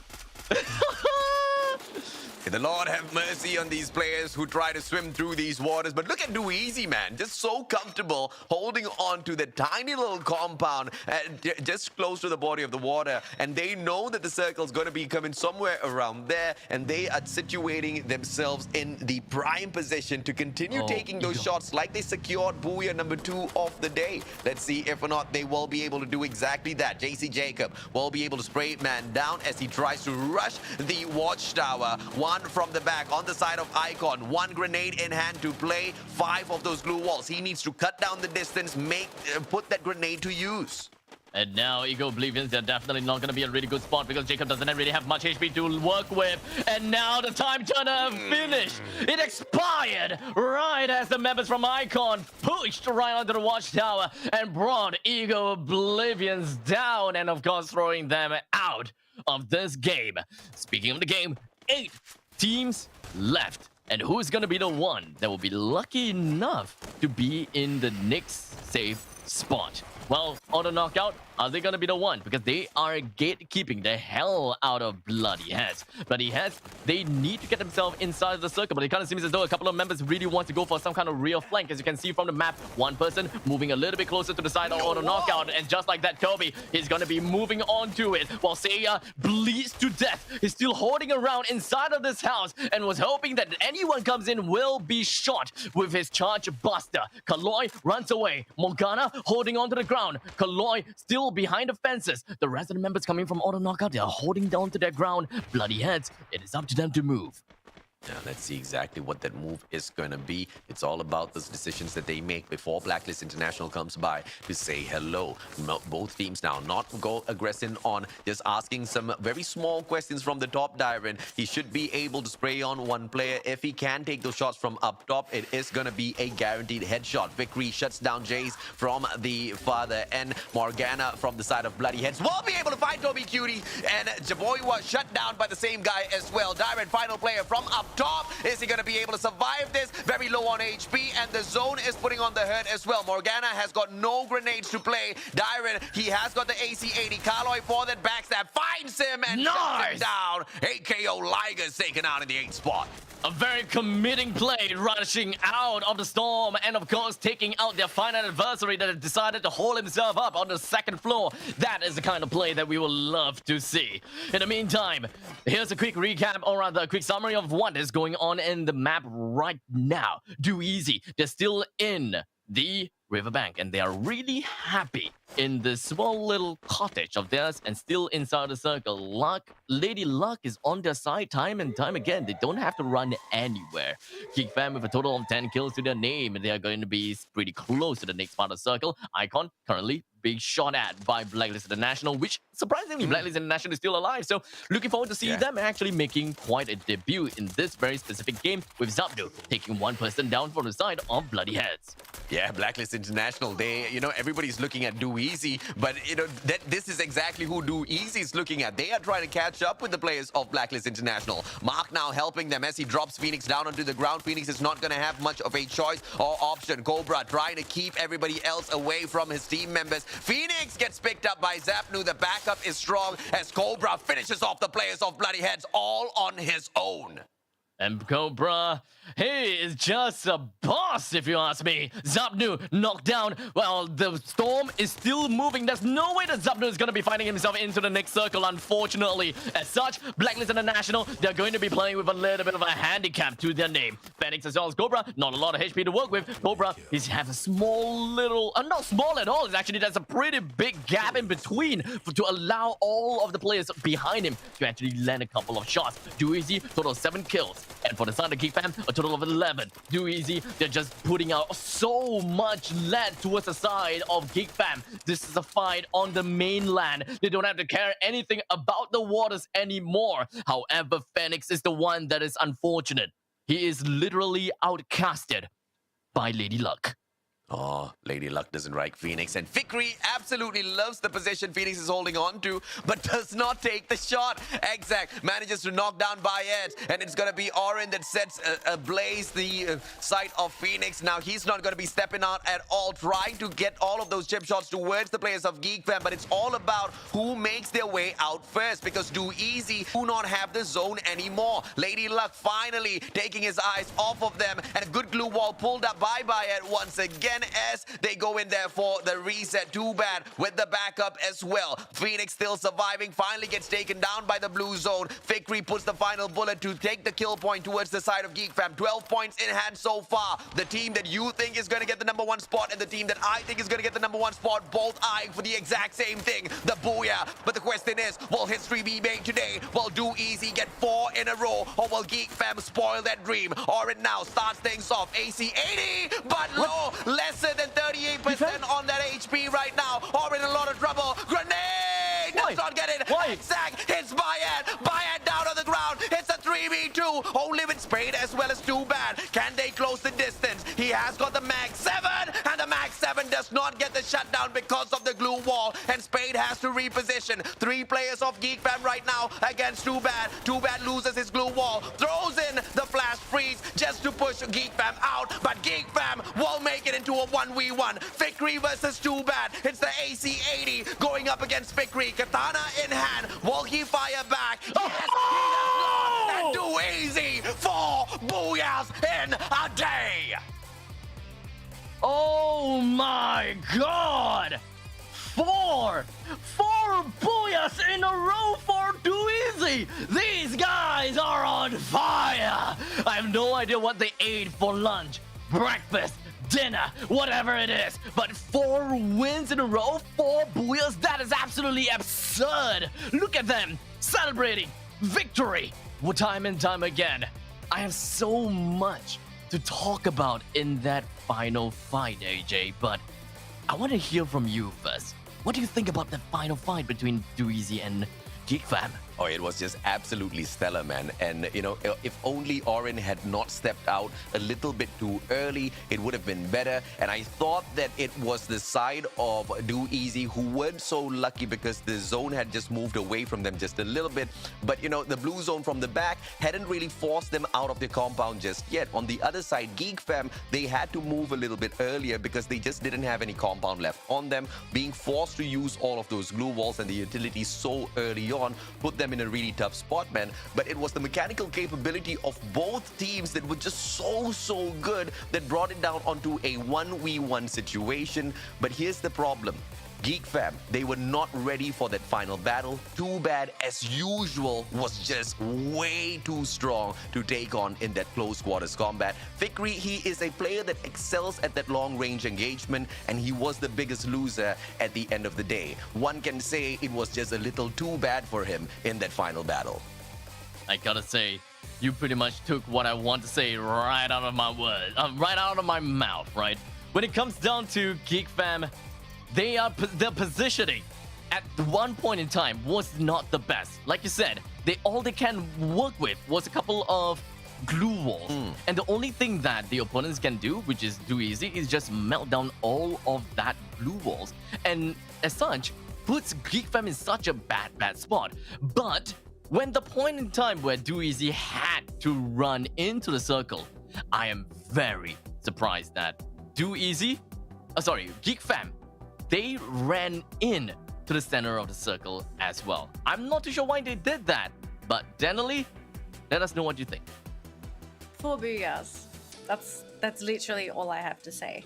Now my question really... is, how many points did Blacklist pick up? Because DoEasy needed 28 points to catch up, 29 to take that #1 spot with 4 booyahs in a day. Okay, Blacklist, I think when they went down, they would have had... Last I checked, they had 3 kills to their name. And they would have ended up in 3rd place. Oh, 3rd place. Okay. All right. That's quite good. So DoEasy's close, but just not there yet. They're not quite there. I don't think they made it either. Not quite there, yeah. But it's so close. Whereas, I think if my math is correct, so DoEasy finished with 10 kills. 1st place. So they would have finished the game with 1 point over GeekFam. Even though GeekFam came 2nd. Because I think GeekFam, they had more kills than DoEasy. Yeah. I think it was 12 compared to 10.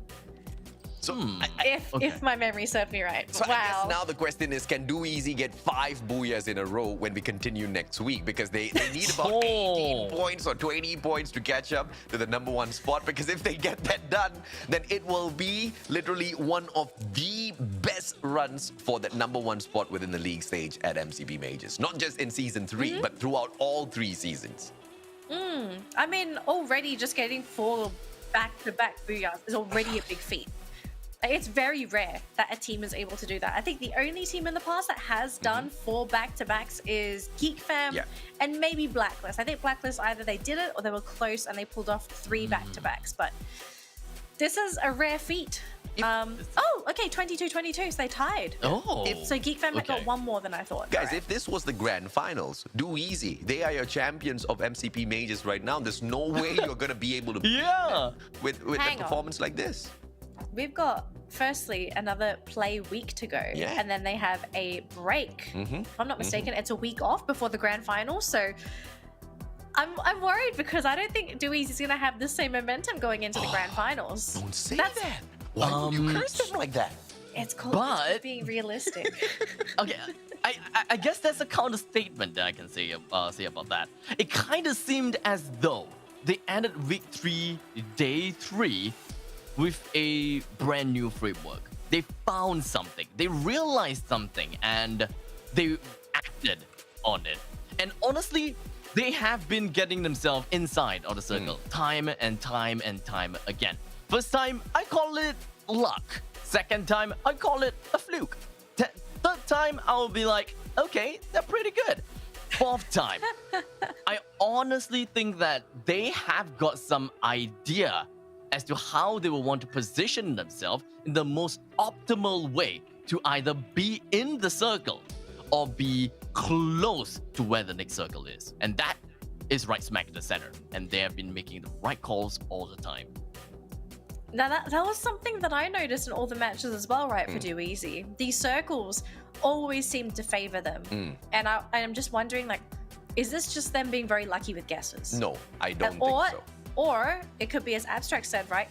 They have knowledge that we don't know on how to predict where these next circles are going to be. And if they have this knowledge, this is going to put them in such a hugely amazing position. Yeah. Not just in their next week of play days, but the grand final, which is the day that you want this information.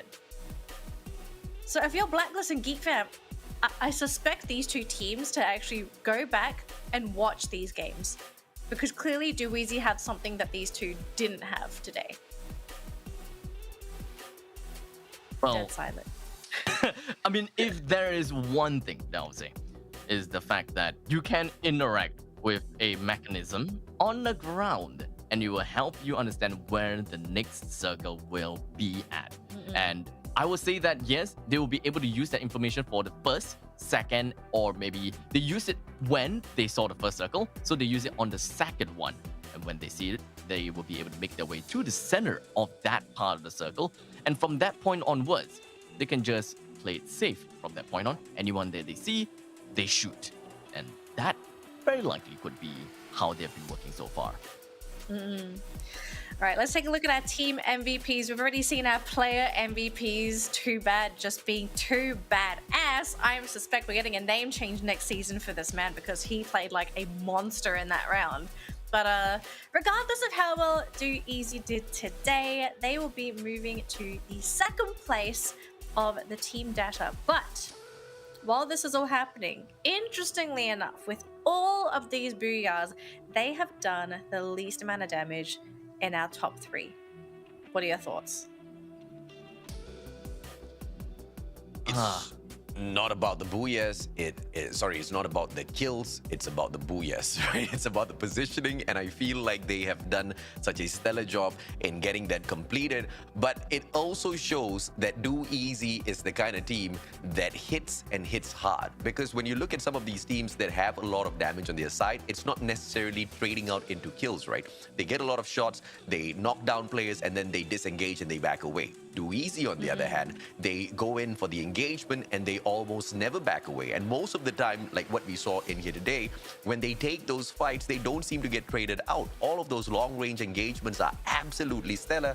And when the players come in close, here comes the shotguns out of absolutely nowhere. And they're just so well-rounded as a squad. So no surprise here at all. In fact, I kind of see this as a weakness for the side of Blacklist International as well as Geek Fam. If you've got so much of damage, your kills should be way higher than this. I mean, Geek Fam obviously living up to that, but Blacklist International should be looking into this. Well, it looks like that's going to be it for us, unfortunately, ladies and gentlemen. Thank you for tuning in to this week's games of the MCP Major Season 3. We will see you next week for more Free Fire.